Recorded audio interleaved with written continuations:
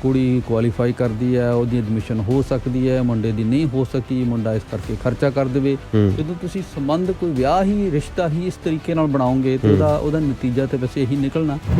ਫਿਰ ਅੱਜ ਕੱਲ੍ਹ ਇੱਕ ਹੋਰ ਮੈਂ ਚੀਜ਼ ਦੇਖੀ ਹੈ ਕਿ ਹਰ ਮੁੰਡਾ ਕੁੜੀ ਕੋਲੇ ਆਪਣੀਆਂ ਇੱਕ ਪ੍ਰਾਈਵੇਟ ਪਿਕਚਰ ਜਾਂ ਕੋਈ ਵੀਡੀਓਜ਼ ਹੁੰਦੀਆਂ ਨੇ ਜਿਹੜੀਆਂ ਉਹਨਾਂ ਰਿਕਾਰਡ ਕੀਤੀਆਂ ਹੁੰਦੀਆਂ ਨੇ। ਫਿਰ ਮੁੰਡੇ ਵਾਲੇ ਕੁੜੀ ਵਾਲੇ ਨੂੰ ਧਮਕੀਆਂ ਦੇਣੀਆਂ ਸ਼ੁਰੂ ਕਰ ਦਿੰਦੇ ਨੇ ਵੀ ਸਾਡੇ ਕੋਲੇ ਆਹ ਪਿਕਚਰ ਨੇ, ਜਾਂ ਭੇਜ ਹੀ ਦਿੰਦੇ ਨੇ ਕਈ ਵਾਰੀ ਵੀ ਆਹ ਪਿਕਚਰਸ ਨੇ ਅਤੇ ਅਸੀਂ ਇਹ ਲੀਕ ਕਰ ਦਾਂਗੇ, ਸਾਨੂੰ ਹੁਣ ਤੁਸੀਂ ਆਪਣੀ ਕੁੜੀ ਨੂੰ ਕਹੋ ਕੇਸ ਵਾਪਸ ਲਵੇ ਜਾਂ ਸਾਨੂੰ ਤੁਸੀਂ ਇੰਨੇ ਪੈਸੇ ਦਿਓ। ਜਿਹੜੇ ਲੋਕ ਕੈਨੇਡਾ ਆਉਣ ਦੇ ਚੱਕਰ 'ਚ ਝੂਠੇ ਵਿਆਹ ਕਰਵਾ ਸਕਦੇ ਨੇ, ਆਨੰਦ ਕਾਰਜ ਜਾਂ ਜੋ ਵੀ ਧਾਰਮਿਕ ਰਸਮਾਂ ਨੇ, ਉਹਨਾਂ ਤੋਂ ਤੁਸੀਂ ਕੀ ਉਮੀਦ ਰੱਖਦੇ ਹੋ? ਇੱਕ ਕੁੜੀ ਨੇ ਦੂਸਰੀ ਨੂੰ ਦੱਸਤਾ ਵੀ ਤੂੰ ਆਪਣੇ ਘਰ ਵਾਲੇ ਨਾਲ ਐਂ ਕਰ ਲੈ, ਉਹਨੇ ਤੀਸਰੀ ਨੂੰ ਦੱਸਤਾ ਵੀ ਤੂੰ ਐਂ ਕਰ ਲੈ। ਇੱਕ ਟਰੈਂਡ ਚੱਲ ਪਿਆ। ਜਿਹੜੇ ਦੋਸਤ ਨੇ ਉਹ ਇਹ ਜਦੋਂ ਇਸ ਵੇਲੇ ਮਹਿੰਗਾਈ ਦੀ ਗੱਲ ਆਉਂਦੀ ਹੈ ਜਾਂ ਹੋਰ ਇਸ਼ੂਜ਼ ਆਉਂਦੇ ਨੇ ਤਾਂ ਉਹਨਾਂ 'ਤੇ ਮਾਯੂਸੀ ਜ਼ਾਹਰ ਕਰਦੇ ਨੇ ਕਿ ਲਾਈਫ ਬੜੀ ਮੁਸ਼ਕਿਲ ਹੋ ਗਈ ਹੈ। ਅਤੇ ਪਰ ਜੇ ਦੇਖਿਆ ਜਾਵੇ ਦੁਨੀਆ ਦੇ ਕਿਸੇ ਵੀ ਹਿੱਸੇ 'ਚ ਲਾਈਫ ਇਸ ਵੇਲੇ ਆਸਾਨ ਨਹੀਂ ਹੈ। ਸਿਰਫ ਇਹੀ ਨਹੀਂ ਹੈ ਕਿ ਇਕੱਲੀ ਕੈਨੇਡਾ ਦੀ ਗੱਲ ਹੈ। ਸੋ ਪਰ ਜਿਹੜੇ ਸਿਆਣੇ ਲੋਕ ਨੇ ਉਹੀ ਕਹਿੰਦੇ ਨੇ ਕਿ ਹਿਊਮਨ ਹਿਸਟਰੀ 'ਚ ਲਾਈਫ 'ਚ ਇਹੋ ਜਿਹੇ ਟਾਈਮ ਆਉਂਦੇ ਰਹਿੰਦੇ ਨੇ, ਜਿਵੇਂ ਇੰਡੀਵਿਜੂਅਲ ਦੀ ਲਾਈਫ 'ਚ ਉਸੇ ਤਰ੍ਹਾਂ ਜਿਹੜੀ ਸਾਡੀ ਕਲੈਕਟਿਵ ਲਾਈਫ ਹੈ, ਸੋਸ਼ਲ ਲਾਈਫ ਹੈ, ਕੰਟਰੀ ਦੀ ਲਾਈਫ ਹੈ, ਉਹਦੇ 'ਚ ਵੀ ਇਹੋ ਜਿਹੇ ਮੌਕੇ ਆਉਂਦੇ ਨੇ। ਅਤੇ ਇੱਕ ਫੇਜ਼ ਹੈ ਜਿਹੜਾ ਕੁਛ ਟਾਈਮ ਚੱਲੇਗਾ, ਉਸ ਤੋਂ ਬਾਅਦ ਨਿਕਲ ਜਾਏਗਾ। ਇਸ ਕਰਕੇ ਸਾਨੂੰ ਹੌਸਲੇ ਆਪਣੇ ਬੁਲੰਦ ਰੱਖਣੇ ਚਾਹੀਦੇ ਨੇ। ਖੈਰ ਇਹਦੇ ਬਾਰੇ ਹੋਰ ਗੱਲ ਆਪਾਂ ਅੱਗੇ ਚੱਲ ਕੇ ਕਰਾਂਗੇ।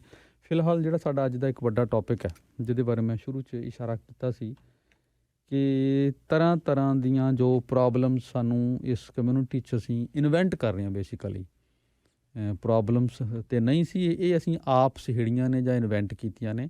ਸੋ ਉਸੇ ਦੀ ਇੱਕ ਹੋਰ ਮਿਸਾਲ ਹੈ ਕਿ ਕਿਸੇ ਵੇਲੇ ਕਹਿੰਦੇ ਹੁੰਦੇ ਸੀ ਅਸੀਂ ਕਿ NRI ਲਾੜਿਆਂ ਤੋਂ ਬਚੋ, ਅਤੇ ਉਹਦੇ 'ਚ ਬਹੁਤ ਸਾਰੀਆਂ ਕਿੱਸੇ ਕਹਾਣੀਆਂ ਅਸੀਂ ਸੁਣਦੇ ਸੀ ਜਿਨ੍ਹਾਂ ਲੜਕੀਆਂ ਨਾਲ ਇੱਥੋਂ ਬੰਦੇ ਜਾਂਦੇ ਸੀ, ਵਿਆਹ ਕਰਾ ਕੇ ਉਹਨਾਂ ਨੂੰ ਛੱਡ ਆਉਂਦੇ ਸੀ। ਅਤੇ ਹੁਣ ਕੁਛ ਹੋਰ ਤਰ੍ਹਾਂ ਦੀਆਂ ਕਹਾਣੀਆਂ ਨੇ। ਕੁਛ ਕਹਾਣੀ ਜਿਵੇਂ ਕਹਿੰਦੇ ਨੇ ਕਿ ਯੁੱਗ ਪਲਟ ਗਿਆ, ਉਲਟੀ ਹੋ ਗਈ ਹੈ ਕਹਾਣੀ। ਸੋ ਉਹਦੇ ਜੋ ਕਿੱਸੇ ਆ ਰਹੇ ਨੇ ਬੜੇ ਸਨਸਨੀਖੇਜ਼ ਨੇ, ਬੜੇ ਸ਼ੌਕਿੰਗ ਨੇ, ਅਤੇ ਬੜਾ ਕੁਛ ਸਾਨੂੰ ਸੋਚਣ ਲਈ ਮਜਬੂਰ ਕਰ ਰਹੇ ਨੇ। ਅਤੇ ਇਹਦੇ ਬਾਰੇ ਅਸੀਂ ਗੱਲਬਾਤ ਕਰਨੀ। ਸਾਡੇ ਨਾਲ ਲਾਇਰ ਜਸਵਿੰਦਰ ਸਿੰਘ ਨੇ ਜਸ ਲੀਗਲ ਤੋਂ, ਅਤੇ ਇਹ ਆਪਣੇ ਐਕਸਪੀਰੀਅੰਸ 'ਚੋਂ ਕੁਛ ਕਿੱਸੇ ਸਾਡੇ ਨਾਲ ਸ਼ੇਅਰ ਕਰਨਗੇ। ਜਸਵਿੰਦਰ ਜੀ, ਬਹੁਤ ਬਹੁਤ ਸ਼ੁਕਰੀਆ ਤੁਹਾਡਾ। Thank you for having me Shamil ji. ਅਤੇ ਜਿਵੇਂ ਆਪਾਂ ਗੱਲ ਕਰ ਰਹੇ ਸੀ ਕਿ ਤੁਸੀਂ ਦੱਸ ਰਹੇ ਸੀ ਕਿ ਤੁਹਾਡੇ ਕੋਲ ਕਾਫੀ ਕੁਛ ਤੁਸੀਂ ਦੇਖ ਰਹੇ ਹੋ ਇਹੋ ਜਿਹਾ, ਅਤੇ ਜਿਹੜਾ ਕਮਿਊਨਿਟੀ ਨਾਲ ਸ਼ੇਅਰ ਕਰਨਾ ਬਣਦਾ, ਸ਼ੇਅਰ ਸਾਨੂੰ ਕਰਨਾ ਚਾਹੀਦਾ, ਕਿਉਂਕਿ ਸਾਨੂੰ ਆਪਣੇ ਅੰਦਰ ਝਾਤ ਮਾਰਨੀ ਚਾਹੀਦੀ ਹੈ। ਇੱਥੋਂ ਸਾਨੂੰ ਜਿਹੜੀ ਵੱਡੇ ਅਸੀਂ ਕਈ ਵਾਰ ਦਮ ਗਜੇ ਮਾਰਦੇ ਹਾਂ, ਉਹਦਾ ਵੀ ਥੋੜ੍ਹਾ ਜਿਹਾ ਉਹਨੂੰ ਵੀ ਥੋੜ੍ਹਾ ਜਿਹਾ ਜ਼ਮੀਨ 'ਤੇ ਲਿਆਉਣ 'ਚ ਹੈਲਪ ਮਿਲਦੀ ਇਹਦੇ ਨਾਲ। ਹਾਂਜੀ। ਅਤੇ ਤੁਸੀਂ ਸ਼ੇਅਰ ਕਰੋ ਜਿਹੜੀਆਂ ਚੀਜ਼ਾਂ ਤੁਸੀਂ ਮੈਨੂੰ ਦੱਸ ਰਹੇ ਸੀ। ਸ਼ਮੀਲ ਜੀ, ਮੈਂ ਇੱਕ ਹੁਣ ਰੀਸੈਂਟਲੀ ਟਰੈਂਡ ਦੇਖ ਰਿਹਾ ਕਿ ਪਹਿਲਾਂ ਤਾਂ ਜਿਵੇਂ ਤੁਸੀਂ ਦੱਸਿਆ ਕਿ ਮੁੰਡੇ ਬਾਹਰ ਆਉਂਦੇ ਸੀਗੇ ਅਤੇ ਉਹ ਕਈ ਲੋਕ ਕੁੜੀਆਂ ਨੂੰ, ਵਾਈਫ ਨੂੰ ਐਕਸਪਲੋਇਟ ਕਰਦੇ ਸੀ ਜਿਹੜੇ ਪਿੱਛੇ ਹੁੰਦੀਆਂ ਸੀ। ਹੁਣ ਮੈਂ ਦੇਖ ਰਿਹਾ ਟਰੈਂਡ ਰਿਵਰਸ ਹੋ ਗਿਆ। ਹੁਣ ਕੁੜੀਆਂ ਉਹ ਕਰ ਰਹੀਆਂ ਨੇ। ਹੁਣ ਕੀ ਹੁੰਦਾ ਜੀ, ਜੋ ਆਪਾਂ ਨੂੰ ਪਤਾ ਹੈ ਕਿ ਪੰਜਾਬ ਚੱਲਦਾ ਕਿ ਕੁੜੀ ਵਿਆਹ ਕਰਾ ਲਿਆ ਮੁੰਡੇ ਨਾਲ, ਕੁੜੀ ਨੂੰ ਪੈਸੇ ਲਾ ਕੇ ਆਇਲਟਸ ਕਰਾ ਕੇ ਬਾਹਰ ਭੇਜਤਾ, ਉਹਦੀ ਸਾਰਾ ਖਰਚਾ ਚੱਕ ਲਿਆ, ਕੁੜੀ ਬਾਹਰ ਆ ਗਈ ਸਟੂਡੈਂਟ ਵੀਜ਼ੇ 'ਤੇ। ਅਤੇ ਪਹਿਲਾਂ ਤਾਂ ਉਹ ਮੁੰਡੇ ਨੂੰ ਕਈ ਸਾਲ ਬੁਲਾਉਂਦੀ ਨਹੀਂ ਹੈਗੀ, ਟਾਲ ਮਟੋਲ ਕਰਦੀਆਂ ਵੀ ਵਰਕ ਪਰਮਿਟ ਲੱਗ ਨਹੀਂ ਰਿਹਾ, ਡਿਲੇ ਹੋ ਗਿਆ, ਰਿਜੈਕਟ ਹੋ ਗਿਆ। ਫਿਰ ਹਾਰ ਕੇ ਮੁੰਡੇ ਆਪਣੇ ਲੈਵਲ 'ਤੇ ਲਵਾ ਲਵੂ ਕੇ ਆ ਜਾਂਦੇ ਨੇ ਇੱਥੇ। ਜਦੋਂ ਮੁੰਡੇ ਇੱਥੇ ਆ ਜਾਂਦੇ ਨੇ ਕੈਨੇਡਾ, ਉਹ ਲੈਂਡ ਹੁੰਦੇ ਹੀ ਉਹਨਾਂ ਨੂੰ ਕੁੜੀਆਂ ਕਹਿ ਦਿੰਦੀਆਂ ਨੇ ਕਿ ਠੀਕ ਹੈ ਤੂੰ ਹੁਣ ਆ ਤਾਂ ਗਿਆ ਵੀ, ਪਰ ਤੇਰਾ ਅਤੇ ਮੇਰਾ ਕੋਈ ਰਿਸ਼ਤਾ ਨਹੀਂ ਹੈਗਾ, ਹੁਣ ਮੇਰਾ ਫਲਾਣੇ ਬੰਦੇ ਨਾਲ ਰਿਲੇਸ਼ਨ ਹੈ, ਅਤੇ ਹੁਣ ਤੂੰ ਆਪਣੇ ਰਾਹ ਅਤੇ ਮੈਂ ਆਪਣੇ ਰਾਹ, ਮੇਰਾ ਕੰਮ ਇੰਨਾ ਹੀ ਸੀਗਾ ਵੀ ਚੱਲ ਤੂੰ ਮੇਰੇ 'ਤੇ ਪੈਸੇ ਲਾਏ ਅਤੇ ਤੂੰ ਬਾਹਰ ਆ ਗਿਆ, ਹੁਣ ਆਪਾਂ ਆਪਣੇ ਰਾਹ ਹੋ ਜਾਂਦੇ ਹਾਂ। ਚਲੋ ਮੁੰਡਿਆਂ ਨੂੰ ਸ਼ੌਕ ਲੱਗਦਾ ਬੜਾ ਅਤੇ ਹੈਰਾਨੀ ਹੁੰਦੀ ਹੈ, ਅਤੇ ਕਿਉਂਕਿ ਉਹਨਾਂ ਦੇ ਵਿੱਚੋਂ ਮੋਸਟਲੀ ਸਾਰੀਆਂ ਅਰੇਂਜ ਮੈਰਿਜ ਵੀ ਨਹੀਂ ਹੁੰਦੀਆਂ, ਕਈ ਲਵ ਮੈਰਿਜਿਸ ਹੁੰਦੀਆਂ ਜਿਨ੍ਹਾਂ ਦੇ ਪਹਿਲਾਂ ਰਿਲੇਸ਼ਨ ਵੀ ਹੁੰਦੇ ਨੇ ਵਿਆਹ ਤੋਂ ਕਈ ਸਾਲ ਤੱਕ, ਅਤੇ ਉਹ ਆ ਜਾਂਦੇ ਨੇ। ਪਰ ਚਲੋ ਬੰਦਾ ਕਹਿੰਦਾ ਵੀ ਠੀਕ ਆ, ਚਲ ਇੱਥੇ ਤੱਕ ਤਾਂ ਆ ਗਏ। ਉਦੋਂ ਬਾਅਦ ਕੀ ਹੁੰਦਾ, ਕੁਛ ਦਿਨਾਂ ਬਾਅਦ ਕੁੜੀ ਦਾ ਜਿਹੜਾ ਬੋਆਏਫਰੈਂਡ ਹੁੰਦਾ, ਜਿਹੜੀ ਵਾਈਫ ਦਾ ਬੋਆਏਫਰੈਂਡ ਹੁੰਦਾ, ਉਹ ਮੁੰਡੇ ਤੋਂ, ਜਿਹੜਾ ਵਾਈਫ ਦਾ ਹਸਬੈਂਡ ਹੁੰਦਾ, ਉਹਦੇ ਤੋਂ ਪੈਸੇ ਮੰਗਣ ਲੱਗ ਜਾਂਦਾ। ਵਾਈਫ ਉਹਦੀ ਆਪਣੀ ਗਰਲਫਰੈਂਡ ਦੇ ਬਿਹਾਫ 'ਤੇ ਵੀ ਉਹਨੂੰ $1000 ਚਾਹੀਦਾ ਫੀਸ ਲਈ, ਉਹਨੂੰ $3000 ਚਾਹੀਦਾ, ਉਹਨੂੰ $500 ਚਾਹੀਦਾ ਖਰਚੇ ਲਈ, ਉਹ ਫਲਾਣੇ ਲਈ। ਹੁਣ ਜਿਹੜੇ ਮੁੰਡੇ ਨੇ ਉਹ ਜ਼ਿਆਦਾਤਰ ਵਿਚਾਰੇ ਉੱਥੋਂ ਵੀ ਲੋਨ ਚੱਕ ਕੇ ਜਾਂ ਕੋਈ ਜ਼ਮੀਨ ਵੇਚ ਕੇ, ਜਾਂ ਉਹ ਇੱਕ ਐਵੇਂ ਦੀ ਪਰਿਵਾਰਾਂ 'ਚੋਂ ਆਏ ਹੁੰਦੇ ਨੇ ਕਿ ਕੋਈ ਬਹੁਤ ਪੈਸੇ ਲੈ ਕੇ ਨਹੀਂ ਨਾਲ ਆਏ ਹੁੰਦੇ। ਉਹਨਾਂ ਕੋਲ ਆਪਦੇ ਕੋਲ ਹੀ ਕਿਸੇ ਕੋਲ 1500, 2000, 3000, 5000 ਲੈ ਕੇ ਆਏ ਹੁੰਦੇ ਨੇ। ਉਹਦੇ 'ਚੋਂ ਵੀ ਉਹ 1000-1500 ਜਿੰਨਾ ਕਿ ਚਲੋ ਹੋ ਸਕਦਾ ਉਹ ਦੇ ਵੀ ਦਿੰਦੇ ਨੇ, ਕਈ ਮੁੰਡੇ ਦੇ ਦਿੰਦੇ ਨੇ ਮਾੜਾ ਮੋਟਾ, ਪਰ ਉਹ ਇੱਕ ਅੱਧਾ ਵਾਰ ਦੇ ਕੇ ਕਹਿੰਦੇ ਨੇ ਵੀ ਹੁਣ ਤਾਂ ਸਾਡਾ ਰਿਲੇਸ਼ਨ ਵੀ ਖਤਮ ਹੈ ਤੇ ਹੁਣ ਤਾਂ ਸਾਡਾ ਕੋਈ ਲੈਣਾ ਦੇਣਾ ਵੀ ਨਹੀਂ। ਉਹਨੇ ਹੀ ਕਿਹਾ ਇਹ ਵੀ ਹੁਣ ਮੈਂ ਕਾਹਦੇ ਪੈਸੇ ਦੇਵਾਂ, ਨਾਲੇ ਤੁਸੀਂ ਕੌਣ ਹੁੰਦੇ ਹੋ ਪੈਸੇ ਮੰਗਣ ਵਾਲੇ ਮੇਰੇ ਤੋਂ। ਜਦੋਂ ਮੁੰਡਾ ਪੈਸੇ ਦੇਣ ਤੋਂ ਮਨਾ ਕਰ ਦਿੰਦਾ ਤਾਂ ਕੁੜੀ ਉਹਨੂੰ ਧਮਕਾਉਂਦੀ ਹੈ ਕਿ ਮੈਂ ਤੇਰੇ ਤੇ ਚਾਰਜਿਸ ਲਵਾ ਦੂੰਗੀ, ਤੂੰ ਦੇਖ ਲੈ। ਮੁੰਡਾ ਕਹਿੰਦਾ ਵੀ ਹੁਣ ਮੈਂ ਤਾਂ ਕੁਛ ਕੀਤਾ ਹੀ ਨਹੀਂ ਹੈਗਾ, ਮੈਂ ਤਾਂ ਹੁਣੀ ਕੈਨੇਡਾ ਆਇਆ ਤੇ ਮੇਰੇ ਤੋਂ ਕੀ ਚਾਰਜਿਸ ਲਵਾ ਦੇਂਗੀ, ਤੇ ਉਹ ਮਨਾ ਕਰ ਦਿੰਦਾ ਪੈਸੇ ਦੇਣ ਤੋਂ। ਤੇ ਕੁੜੀ ਉਹਦੇ ਮੁੰਡੇ ਆਪਣੇ ਹਸਬੈਂਡ ਤੇ ਚਾਰਜਿਸ ਲਵਾ ਦਿੰਦੀ ਹੈ, ਜਿਹੜੇ ਕਿ ਚਾਰਜਿਸ ਹੁੰਦੇ ਨੇ ਅਸੌਲਟ ਦੇ, ਸੈਕਸ ਅਸੌਲਟ ਦੇ, ਐਕਸਟੋਰਸ਼ਨ ਦੇ, ਥੈਫਟ ਦੇ, ਮਿਸਚਿਫ ਦੇ, ਇਸ ਤਰ੍ਹਾਂ ਦੇ ਚਾਰਜਿਸ ਲਵਾ ਦਿੰਦੇ ਨੇ। ਸੋ ਉਹ ਮੁੰਡਾ ਹੁਣ ਉਹਨੂੰ ਆਏ ਨੂੰ ਕਿਸੇ ਨੂੰ 12 ਦਿਨ ਹੋਏ ਹੁੰਦੇ ਨੇ ਕੈਨੇਡਾ, ਕਿਸੇ ਨੂੰ 15, ਕਿਸੇ ਨੂੰ ਮਹੀਨਾ 2 ਮਹੀਨੇ। ਉਹ ਮੁੰਡੇ ਤੇ 5-6-7 ਕ੍ਰਿਮੀਨਲ ਚਾਰਜ ਲੱਗ ਜਾਂਦੇ ਨੇ। ਉਹ ਮੁੰਡਾ ਜੇਲ੍ਹ 'ਚ ਚਲਾ ਜਾਂਦਾ ਤੇ ਉਹ ਮੁੰਡੇ ਨੂੰ ਨਾ ਹੀ ਉਹਦਾ ਕੋਈ ਉਰੇ ਰਿਕਾਰਡ ਹੈ, ਕ੍ਰੈਡਿਟ ਹੈ, ਨਾ ਹੀ ਉਹਦੀ ਕੋਈ ਜੋਬ ਲੱਗੀ ਹੁੰਦੀ ਹੈ ਹਲੇ। ਉਹ ਜਿਹੜੇ ਪੈਸੇ ਲਾ ਕੇ ਆਇਆ ਹੁੰਦਾ ਉਹ ਲਾਇਰ ਦੀ ਫੀਸ 'ਤੇ ਲੱਗ ਜਾਂਦੇ ਆ, ਅੱਜ ਆਲਰੇਡੀ ਕੁੜੀ ਨੂੰ ਦੇ ਚੁੱਕਿਆ ਹੁੰਦਾ। ਉਹ ਪਿੱਛੇ ਘਰਦਿਆਂ ਨੂੰ ਦੱਸਦਾ ਵੀ ਮੇਰੇ ਨਾਲ ਐਂ ਹੋ ਗਿਆ, ਤੇ ਉਹ ਮਤਲਬ ਆਉਂਦੇ ਹੀ ਮੁੰਡੇ ਨੂੰ ਇੱਕ ਝਟਕਾ ਲੱਗ ਜਾਂਦਾ ਕਿ ਮੈਨੂੰ ਉਹਨੂੰ ਸਮਝ ਨਹੀਂ ਆਉਂਦੀ ਕਿ ਮੇਰੇ ਨਾਲ ਕੀ ਹੋ ਗਿਆ। ਟੂ ਮੇਕ ਮੈਟਰਸ ਵਰਸ, ਉਹ ਯੂਜ਼ਲੀ ਕੀ ਹੁੰਦਾ ਕਿ ਪੁਲਿਸ ਦੀ ਡਿਸਕ੍ਰਿਸ਼ਨ ਹੁੰਦੀ ਹੈ ਕਿ ਜਦੋਂ ਚਾਰਜ ਲੱਗਦੇ ਨੇ ਪੁਲਿਸ ਉਹਨਾਂ ਨੂੰ ਕੋਡ ਦੇ ਕੇ ਛੱਡ ਦਿੰਦੀ ਹੈ, ਪਰ ਜਦੋਂ ਸੈਕਸ ਅਸੌਲਟ ਵਰਗੇ ਸੀਰੀਅਸ ਚਾਰਜ ਲੱਗੇ ਹੋਣ ਪੁਲਿਸ ਉਹਨਾਂ ਨੂੰ ਫਿਰ ਜੱਜ ਅੱਗੇ ਪ੍ਰੈਜ਼ੈਂਟ ਕਰਦੀ ਹੈ ਬੇਲ ਹੀਅਰਿੰਗ ਲਈ ਕਿ ਜੱਜ ਬੇਲ ਦੇਗਾ। ਇਹੋ ਜਿਹੇ ਕੇਸਿਸ ਦੇ ਵਿੱਚ ਕੋਰਟ ਇੱਕ ਸ਼ੋਰਟੀ ਮੰਗਦੀ ਹੁੰਦੀ ਹੈ ਵੀ ਕੋਈ ਬੰਦਾ ਤੁਹਾਡੀ ਗਰੰਟੀ ਚੱਕੇ ਤਾਂ ਅਸੀਂ ਤੁਹਾਨੂੰ ਰਿਲੀਜ਼ ਕਰਾਂਗੇ। ਹੁਣ ਉਸ ਬੰਦੇ ਨੂੰ ਆਏ ਨੂੰ ਹੀ 2 ਹਫ਼ਤੇ, ਮਹੀਨਾ 2 ਮਹੀਨੇ ਹੋਏ ਹੁੰਦੇ ਨੇ, ਉਹਨਾਂ ਦੀ ਨਾ ਤਾਂ ਕੋਈ ਰਿਲੇਸ਼ਨ ਨਾਲ ਲਿੰਕ ਹੁੰਦੇ ਨੇ, ਨਾ ਹੀ ਇਹਨੇ ਨਵੇਂ ਬੰਦੇ ਦੀ ਕੋਈ ਗਰੰਟੀ ਚੱਕਣਾ ਚਾਹੁੰਦਾ। ਜੇ ਕੋਈ ਜਾਣਦਾ ਵੀ ਹੁੰਦਾ ਤੁਹਾਨੂੰ, ਉਹ ਬਸ ਵਾਈਫ ਹੀ ਜਾਣਦੀ ਹੁੰਦੀ ਉਹਨਾਂ ਨੂੰ ਕੈਨੇਡਾ ਦੇ ਵਿੱਚ, ਤੇ ਉਹਨੇ ਤਾਂ ਚਾਰਜ ਲਵਾਏ ਹੁੰਦੇ ਨੇ।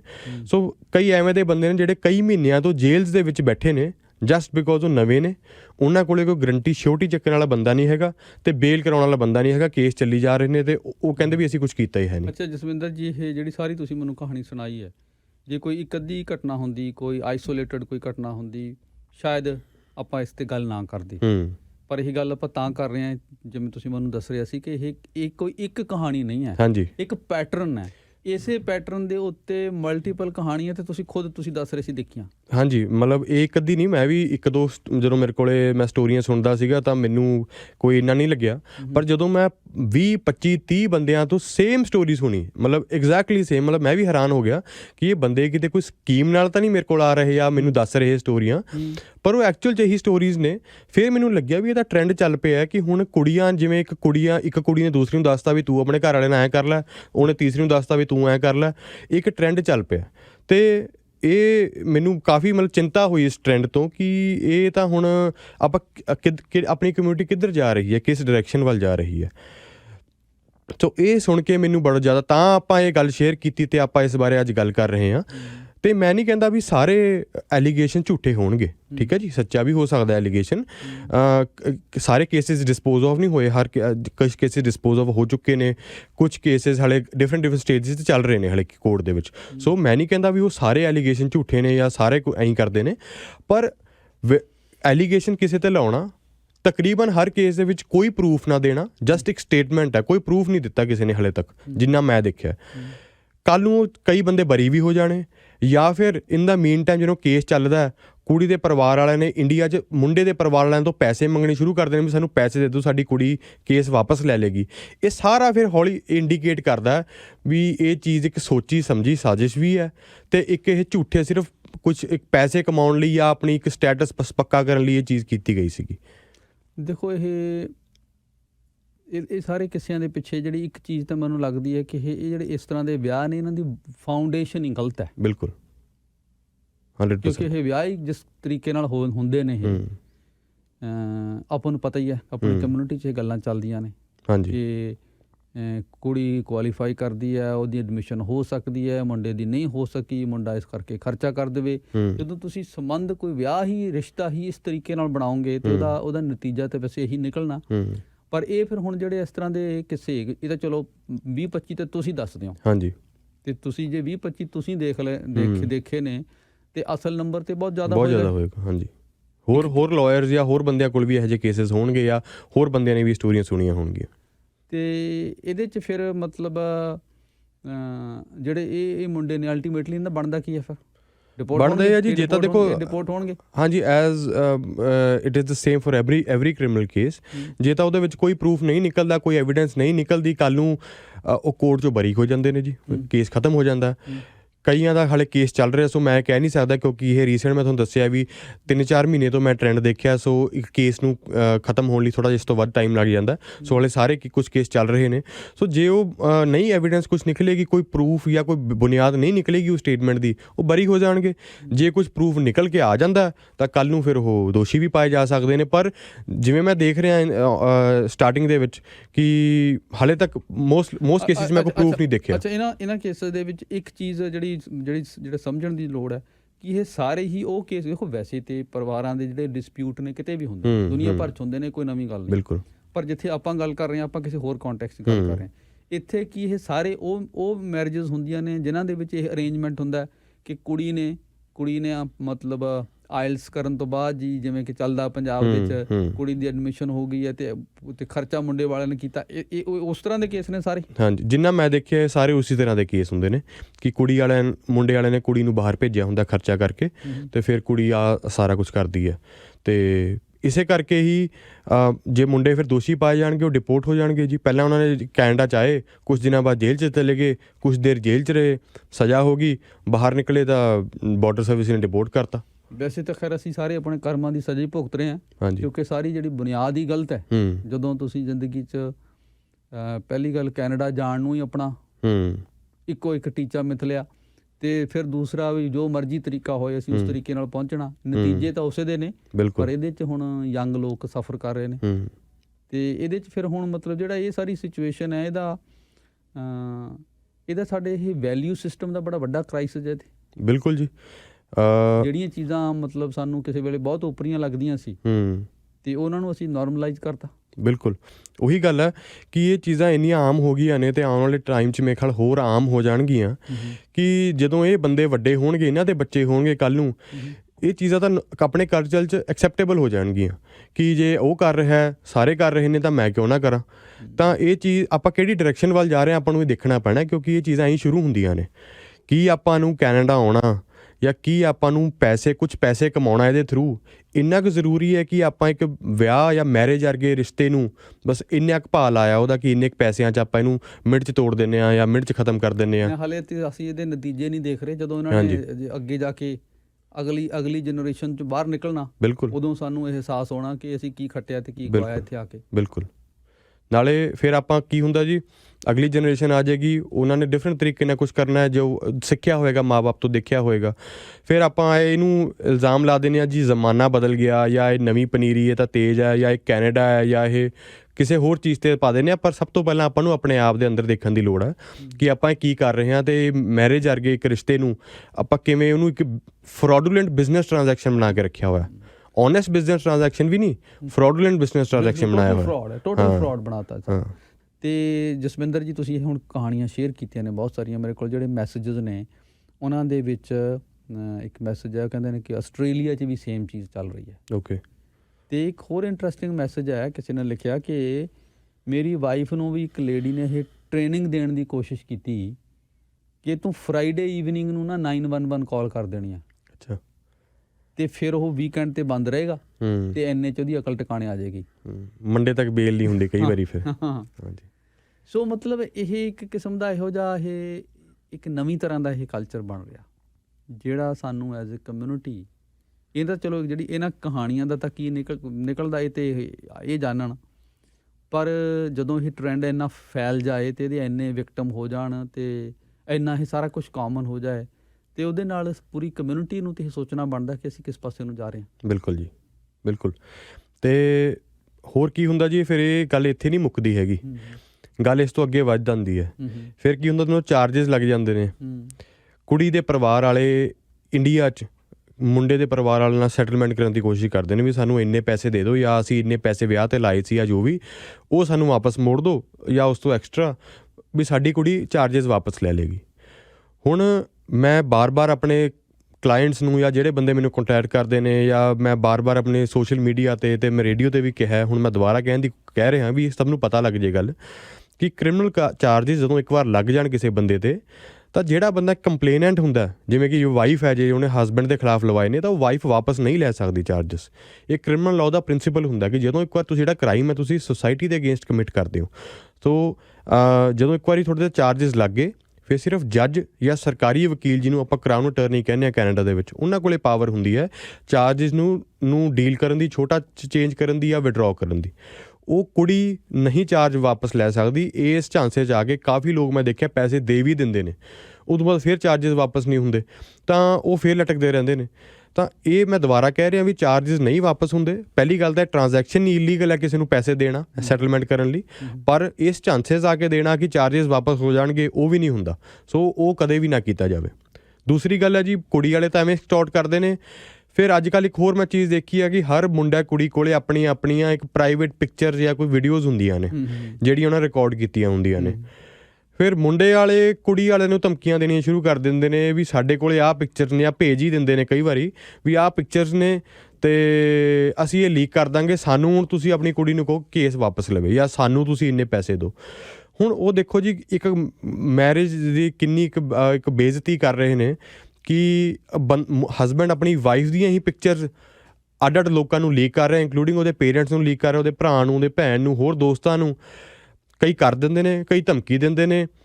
ਫਿਰ ਕੁੜੀ ਉਹਨਾਂ 'ਤੇ ਡਿਸਟਰੀਬਿਊਸ਼ਨ ਆਫ ਇੰਟੀਮੇਟ ਦਾ ਵੀ ਚਾਰਜ ਲਵਾ ਦਿੰਦੇ। ਫਿਰ ਬੰਦਾ ਫਿਰ ਕਈ ਵਾਰ ਅੰਦਰ ਹੋ ਜਾਂਦਾ, ਜਾਂ ਉਹਨੇ ਨਹੀਂ ਲਵਾਉਂਦੇ ਜਾਂ ਉਹ ਇੰਡੀਆ 'ਚ ਭੇਜ ਦਿੰਦਾ, ਕਿਸੇ ਹੋਰ ਥਰੂ ਲੀਕ ਕਰਵਾ ਦਿੰਦਾ। ਤਾਂ ਤੁਸੀਂ ਦੇਖੋ ਇਹ ਗੱਲ ਅੱਗੇ ਤੋਂ ਅੱਗੇ ਟ੍ਰਾਂਜੈਕਸ਼ਨ ਵੱਧਦੀ ਕਿੱਥੇ ਤੱਕ ਚਲੀ ਜਾਂਦੀ ਹੈ। ਬਹੁਤ ਭਿਅੰਕਰ ਸੀ ਇਹ, ਕਿੱਥੇ ਤੱਕ ਵੱਧ ਸਕਦੀ ਹੈ। ਇੱਕ ਮੈਸੇਜ ਹੈ ਕੁਲਵੀਰ ਹੋਰਾਂ ਦਾ ਕਿ ਇਹ ਕੋਈ ਕਹਾਣੀ ਦੱਸ ਰਹੇ ਨੇ ਪਿੱਛੋਂ ਕਿ ਫਿਰ ਮੁੰਡੇ ਦੇ ਭਰਾ ਨੇ ਇਸ ਤਰ੍ਹਾਂ ਦੀ ਸਿਚੁਏਸ਼ਨ 'ਚ ਕੁੜੀ ਦਾ ਅੱਧਾ ਪਰਿਵਾਰ ਮਾਰਤਾ। ਦੇਖ ਲਓ ਜੀ, ਕਿਉਂਕਿ ਜਦੋਂ ਤੁਹਾਡੀ ਲੜਾਈ ਅਤੇ ਬਿਟਰਨੈਸ ਇਹ ਵੱਧਦੀ ਜਾਏਗੀ ਅਤੇ ਉਹਦਾ ਫਿਰ ਕੋਈ ਲਿਮਿਟ ਥੋੜ੍ਹਾ ਉਹਨੇ ਵੀ ਕਿੱਥੇ ਜਾ ਕੇ ਰੋਕਣਾ। ਬਿਲਕੁਲ ਜੀ। ਕਈ ਬੰਦੇ ਤਾਂ ਮੈਂ ਦੇਖਿਆ ਬਹੁਤ ਜ਼ਿਆਦਾ ਉਹ ਇਸ ਲੈਵਲ ਦਾ ਗੁੱਸਾ ਉਦੋਂ ਹੀ ਆਉਂਦਾ ਤੁਹਾਨੂੰ ਜਦੋਂ ਤੁਸੀਂ ਆਪ ਸੱਚੇ ਹੁੰਦੇ ਹੋ ਜਾਂ ਤੁਸੀਂ ਆਪ ਇੰਨਾ ਉਸ ਰਿਲੇਸ਼ਨ ਨੂੰ ਨਿਭਾਇਆ ਹੁੰਦਾ ਜਾਂ ਕਿਸੇ ਨੂੰ ਪਿਆਰ ਕੀਤਾ ਹੁੰਦਾ, ਅਗਲਾ ਬੰਦਾ ਅੱਗਿਓਂ ਐਵੇਂ ਕਰਦੇ। ਮੇਰੇ ਕੋਲ ਮੈਂ ਇੱਕ ਬੰਦਾ ਦੇਖਿਆ ਸੀਗਾ, ਜਿਹੜਾ ਬੰਦਾ ਵਿਚਾਰਾ ਇੰਨਾ ਕੁ ਸ਼ਰੀਫ ਸੀਗਾ, ਉਹ ਕੈਨੇਡਾ ਆਇਆ ਅਤੇ ਉਹਦੀ ਐਵੇਂ ਵਾਈਫ ਨੇ ਚਾਰਜਸ ਲਵਾਤੇ। ਉਹ ਜਦੋਂ ਉਹਨੂੰ ਪਤਾ ਲੱਗਿਆ, ਪੁਲਿਸ ਦਾ ਫੋਨ ਆਇਆ ਵੀ ਤੂੰ ਕਿੱਥੇ ਆ, ਉਹ ਕਹਿੰਦਾ ਜੀ ਮੈਂ ਘਰੇ ਆ। ਉਹ ਕਹਿੰਦਾ ਕੀ ਹੋ ਗਿਆ? ਉਹਨਾਂ ਨੇ ਦੱਸਿਆ ਵੀ ਐਂ ਤੇਰੇ 'ਤੇ ਚਾਰਜਸ ਲੱਗੇ ਨੇ, ਅਸੀਂ ਤੇਰੇ ਨਾਲ ਗੱਲ ਕਰਨ ਘਰੇ ਆ ਰਹੇ ਹਾਂ। ਉਹ ਕਿਸੇ ਦੀ ਬੇਸਮੈਂਟ 'ਚ ਰਹਿੰਦਾ ਸੀ। ਉਹ ਜਦੋਂ ਪੁਲਿਸ ਆਈ ਉਹ ਲੱਭਣ ਲੱਗ ਗਏ, ਘਰੇ ਲੱਭੇ ਹੀ ਨਾ। ਉਹ ਲੈਂਡਲੋਰਡ ਕਹਿੰਦਾ ਹੈ ਤਾਂ ਘਰੇ ਹੀ ਹੁਣੀ ਮੈਨੂੰ ਮਿਲਿਆ ਪਰ ਦਿਖ ਨਹੀਂ ਰਿਹਾ। ਉਹ ਬਾਅਦ 'ਚ ਦੇਖਿਆ ਫਰਨੈਸ ਕੋਲੇ ਜਾ ਕੇ ਫਰਨੈਸ ਰੂਮ ਦੇ ਵਿੱਚ ਲੁੱਕ ਕੇ ਵਿਚਾਰਾ ਕੰਬ ਰਿਹਾ ਸੀ ਕਿਤੇ ਬੈਠ ਕੇ। ਉਹਨੂੰ ਪਤਾ ਹੀ ਨਹੀਂ ਸੀ ਮੈਂ ਹੁਣ ਕੀ ਬੋਲਾਂ, ਮੈਂ ਕੀ ਕਰਾਂ। ਉਹ ਕੰਬੀ ਜਾ ਰਿਹਾ ਸੀ। ਉਹਨੂੰ ਪਹਿਲਾਂ ਤਾਂ ਠੰਡਾ ਕੀਤਾ ਆਰਾਮ ਨਾਲ ਵੀ ਕੁਛ ਨਹੀਂ ਹੋਇਆ ਹੈਗਾ, ਤੈਨੂੰ ਕੋਈ ਅਸੀਂ ਮਾਰਨ ਨਹੀਂ ਲੱਗੇ, ਵੀ ਆਹ ਗੱਲ ਹੋਈ ਹੈ। ਫਿਰ ਹੌਲੀ ਉਹਦੀ ਵਾਈਫ ਵੀ ਕਹਿੰਦੀ ਵੀ ਠੀਕ ਹੈ ਜੀ, ਜਿਵੇਂ ਮੈਂ ਤੁਹਾਨੂੰ ਦੱਸਿਆ ਵੀ ਉਹ ਵਾਈਫ ਵੀ ਫਿਰ ਕਈ ਵਾਰ ਆ ਜਾਂਦੀ ਹੈ ਲਾਈਨ 'ਤੇ ਕਿ ਠੀਕ ਹੈ ਮੈਂ ਵਾਪਸ ਲੈ ਲੈਂਦੀ ਹਾਂ ਚਾਰਜਸ ਜਾਂ ਕੁਛ ਹੈ, ਪਰ ਉਹ ਵਾਪਸ ਨਹੀਂ ਹੁੰਦੇ। ਉਸ ਬੰਦੇ ਦੀ ਤੁਸੀਂ ਲਾਈਫ ਖਰਾਬ ਕਰਤੀ ਹੈ। ਹੁਣ ਉਸ ਬੰਦਿਆਂ ਦੇ ਕੇਸ ਚੱਲ ਰਹੇ ਨੇ, ਸੀਰੀਅਸ ਚਾਰਜਸ ਨੇ ਉਹਨਾਂ 'ਤੇ। ਇਹਦੇ 'ਚ ਪੈਰੈਂਟਸ ਜ਼ਿੰਮੇਵਾਰ ਨੇ ਲੜਕਿਆਂ ਦੇ ਵੀ, ਬਿਲਕੁਲ, ਕਿ ਜਿਹੜੇ ਉਹ ਉਸ ਤਰ੍ਹਾਂ ਦੀਆਂ ਮੈਰਿਜਸ ਕਰਦੇ ਨੇ ਮੁੰਡੇ ਨੂੰ ਕੈਨੇਡਾ ਭੇਜਣ ਦੇ ਚੱਕਰ 'ਚ। ਬਿਲਕੁਲ ਇਹਦੇ 'ਚ ਇਹ ਨਹੀਂ ਕਿ ਕੋਈ ਇੱਕ ਧਿਰ ਦੋਸ਼ੀ ਹੈ। ਬਿਲਕੁਲ ਅਲਟੀਮੇਟਲੀ ਇਹਦੇ 'ਚ ਦੋਵੇਂ ਧਿਰਾਂ ਦੋਸ਼ੀ ਨੇ ਜੀ। ਬਸ ਗੱਲ ਇਹ ਦਾ ਕਿਹਦਾ ਲੱਗ ਰਿਹਾ। ਕਿਸੇ ਟਾਈਮ ਤੇ ਮੁੰਡਿਆਂ ਦਾ ਲੱਗਦਾ ਸੀ, ਮੁੰਡੇ ਬਾਹਰ ਆਉਂਦੇ ਸੀ, ਉਹ ਆਪਣਾ ਕੰਮ ਚਲਾਈ ਜਾਂਦੇ ਸੀ। ਹੁਣ ਕੁੜੀਆਂ ਦਾ ਦਾ ਲੱਗ ਰਿਹਾ ਤਾਂ ਉਹ ਇਹਦਾ ਫਾਇਦਾ ਚੱਕੀ ਜਾਂਦੀਆਂ ਨੇ। ਪਰ ਗਲਤੀ ਦੋਨਾਂ ਧਿਰਾਂ ਦੀ ਹੈ, ਕਿਉਂਕਿ ਉਹ ਜਿਹੜੀ ਮੈਰਿਜ ਦੀ ਟ੍ਰਾਂਜੈਕਸ਼ਨ ਹੈ ਉਹ ਸ਼ੁਰੂ 'ਚ ਹੋਈ ਐਵੇਂ ਸੀਗੀ। ਉਹਨੂੰ ਟ੍ਰਾਂਜੈਕਸ਼ਨ ਕਹਿ ਕੇ ਹੀ ਇੱਕ ਵਿਆਹ ਕੀਤਾ ਗਿਆ ਸੀਗਾ। ਉਹ ਕੋਈ ਪਿਆਰ ਨਾਲ ਜਾਂ ਰਿਸ਼ਤੇ ਨਿਭਾਉਣ ਲਈ ਮੈਰਿਜ ਨਹੀਂ ਕੀਤੀ ਗਈ ਸੀ। ਵੈਸੇ ਵੀ ਜਿਹੜੀ ਕੁੜੀ ਨੂੰ ਇਹ ਦੇਖੋ ਬੜੀ ਸਿੰਪਲ ਗੱਲ ਹੈ, ਜੇ ਆਪਾਂ ਹਿਊਮਨ ਸਾਈਕੋਲੋਜੀ ਦੇ ਲੈਵਲ 'ਤੇ ਜੇ ਕੁੜੀ ਨੂੰ ਇਹ ਪਤਾ ਹੈ ਕਿ ਵੀ ਇਹ ਆਪ ਤਾਂ ਨਲਾਇਕ ਸੀ, ਆਪਣੇ ਸਿਰ 'ਤੇ ਆ ਨਹੀਂ ਸੀ ਸਕਦਾ, ਇਹ ਆਇਆ ਹੀ ਮੇਰੇ ਸਿਰ ਦੇ ਉੱਤੇ ਹੈ, ਉਹਦੀ ਕੀ ਰਿਸਪੈਕਟ ਕਰੇਗੀ? ਬਿਲਕੁਲ 100%। ਕੀ ਉਹਦੇ ਨਾਲ ਲਗਾਅ ਹੋਏਗਾ, ਕੀ ਉਹਦੇ ਨਾਲ ਉਹਦਾ ਰਿਸ਼ਤਾ ਬਣੇਗਾ? ਅਤੇ ਇਸੇ ਤਰ੍ਹਾਂ ਜਿਹੜਾ ਮੁੰਡਾ ਉਹਨੇ ਕੁੜੀ ਨੂੰ ਸਿਰਫ ਇੱਕ ਬਹਾਨਾ ਬਣਾਇਆ ਇੱਥੇ ਪਹੁੰਚਣ ਦਾ। ਬਿਲਕੁਲ, ਉਹਦੇ ਵੀ ਮਨ 'ਚ ਕੋਈ ਲਗਾਅ ਨਹੀਂ ਆ। ਬਿਲਕੁਲ ਜੀ, ਬਿਲਕੁਲ 100%। ਅਤੇ ਫਿਰ ਇਸ ਗੱਲ ਦੀ ਜਿਹੜੀ ਲਾਹਨਤ ਹੈ ਉਹਦੇ ਪੈਰੈਂਟਸ ਨੂੰ ਪਾਉਣੀ ਚਾਹੀਦੀ ਆ, ਜਿਹੜੇ ਇਹ ਸਾਰਾ ਕੁਛ ਕਰ ਰਹੇ ਨੇ। ਇਹ ਨਹੀਂ ਹੈ ਕਿ ਇਹ ਜਿਹੜੇ ਬੱਚੇ ਨੇ, ਲੜਕਾ ਲੜਕੀ ਹੈ, ਇਹਨਾਂ ਦਾ ਹੀ ਕੋਈ ਕਸੂਰ ਹੈ। ਜ਼ਿਆਦਾ ਰਿਸਪੋਂਸੀਬਲ ਇਹਨਾਂ ਦੇ ਪੈਰੈਂਟਸ ਨੇ। ਬਿਲਕੁਲ, ਤੁਹਾਡੀ ਗੱਲ 16 ਨੇ ਸੱਚ ਹੈ ਜੀ, ਕਿ ਜਿਹੜੀ ਚੀਜ਼ ਹੈ ਇਹ ਆਪਾਂ ਪੇਰੈਂਟਿੰਗ ਜਿਹੜੀ ਹੈ ਉਹ ਇੰਨੀ ਕੁ ਇੰਪੋਰਟੈਂਟ ਚੀਜ਼ ਹੈ। ਹਰ ਚੀਜ਼ ਉੱਥੋਂ ਹੀ ਸ਼ੁਰੂ ਹੁੰਦੀ ਹੈ, ਉੱਥੇ ਹੀ ਖਤਮ ਹੁੰਦੀ ਹੈ। ਆਪਾਂ ਉੱਥੇ ਤੱਕ ਜਾਂਦੇ ਹੀ ਨਹੀਂ ਕਦੇ, ਉਹਨੂੰ ਸੋਚਦੇ ਹੀ ਨਹੀਂ ਹੈਗੇ। ਜੇ ਪੇਰੈਂਟਸ ਦੀ ਪਰਵਰਿਸ਼ ਐਵੇਂ ਦੀ ਹੋਵੇ, ਅੱਛੀ ਪਰਵਰਿਸ਼ ਹੋਵੇ, ਉਹਨਾਂ ਨੇ ਵਿਆਹ ਉਸ ਤਰੀਕੇ ਨਾਲ ਕਰਵਾਏ ਹੋਣ, ਆਪਣੇ ਬੱਚੇ ਉਸ ਤਰ੍ਹਾਂ ਨਾਲ ਵੱਡੇ ਕੀਤੇ ਹੋਣ, ਕਿਸੇ ਬੱਚੇ ਦਾ ਮਜਾਲ ਹੀ ਨਹੀਂ ਉੱਠਦੀ ਕਿ ਉਹ ਕਿਸੇ ਨਾਲ ਐਂ ਕਰ ਜੇ, ਕਿਸੇ ਦੇ ਕੁੜੀ ਜਾਂ ਕਿਸੇ ਮੁੰਡੇ ਨਾਲ ਐਂ ਕਰ ਜੇ।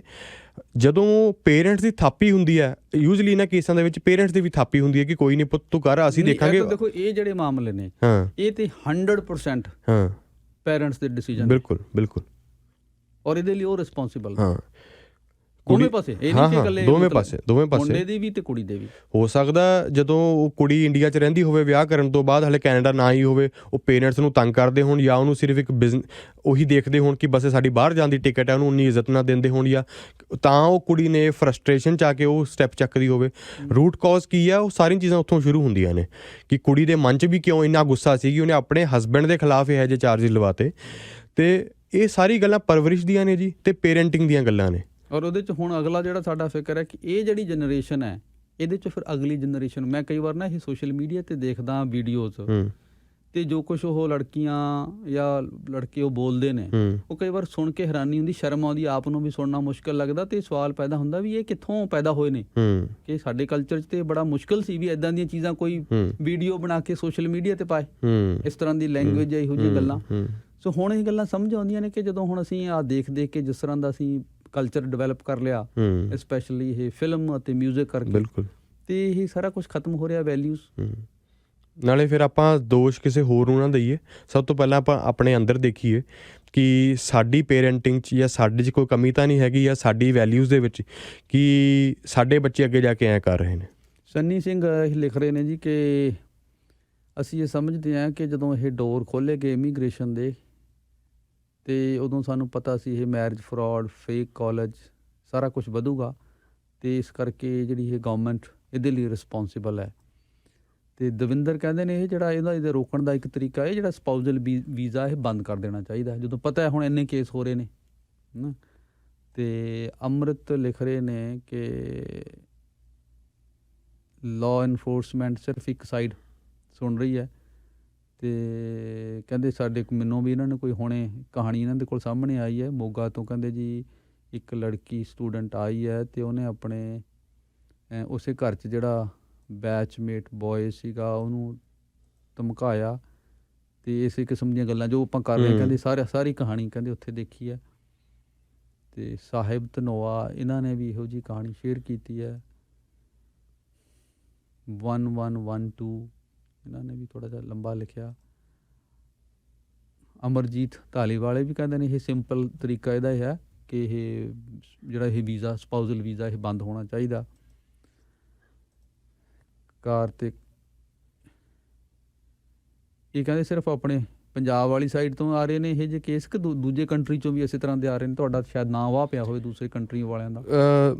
ਮੈਜੋਰਟੀ ਪੰਜਾਬ ਤੋਂ ਮੈਂ ਦੇਖ ਰਿਹਾ, ਪਰ ਪਾਕਿਸਤਾਨ ਤੋਂ ਜਾਂ ਸਾਊਥ ਏਸ਼ੀਆ ਤੋਂ, ਹੋਰ ਜਿਵੇਂ ਬੰਗਲਾਦੇਸ਼ ਹੈ, ਕੁਛ ਹੋਰ ਇੰਡੀਆ, ਹੋਰ ਕੁਛ ਇਲਾਕਿਆਂ 'ਚੋਂ ਵੀ ਆ ਰਹੇ ਨੇ, ਪਰ ਜ਼ਿਆਦਾ ਪੰਜਾਬ ਤੋਂ ਆ ਰਹੇ ਨੇ ਜੀ। ਨੰਬਰ ਪੰਜਾਬ 'ਚ ਜ਼ਿਆਦਾ, ਇਸ ਕਰਕੇ ਕੁਦਰਤੀ ਹੈ ਕੇਸਾਂ ਦਾ ਨੰਬਰ ਵੀ, ਔਰ ਜ਼ਿਆਦਾ ਕੈਨੇਡਾ ਪਹੁੰਚਣ ਦੀ ਅੱਗ ਵੀ ਪੰਜਾਬ 'ਚ ਹੀ ਲੱਗੀ ਹੈ। ਇਹ ਵੀ ਸੱਚ ਹੈ, ਬਿਲਕੁਲ, ਇਸ ਚੀਜ਼ ਤੋਂ ਵੀ ਅਸੀਂ ਇਨਕਾਰੀ ਨਹੀਂ ਹੋ ਸਕਦੇ। ਅਤੇ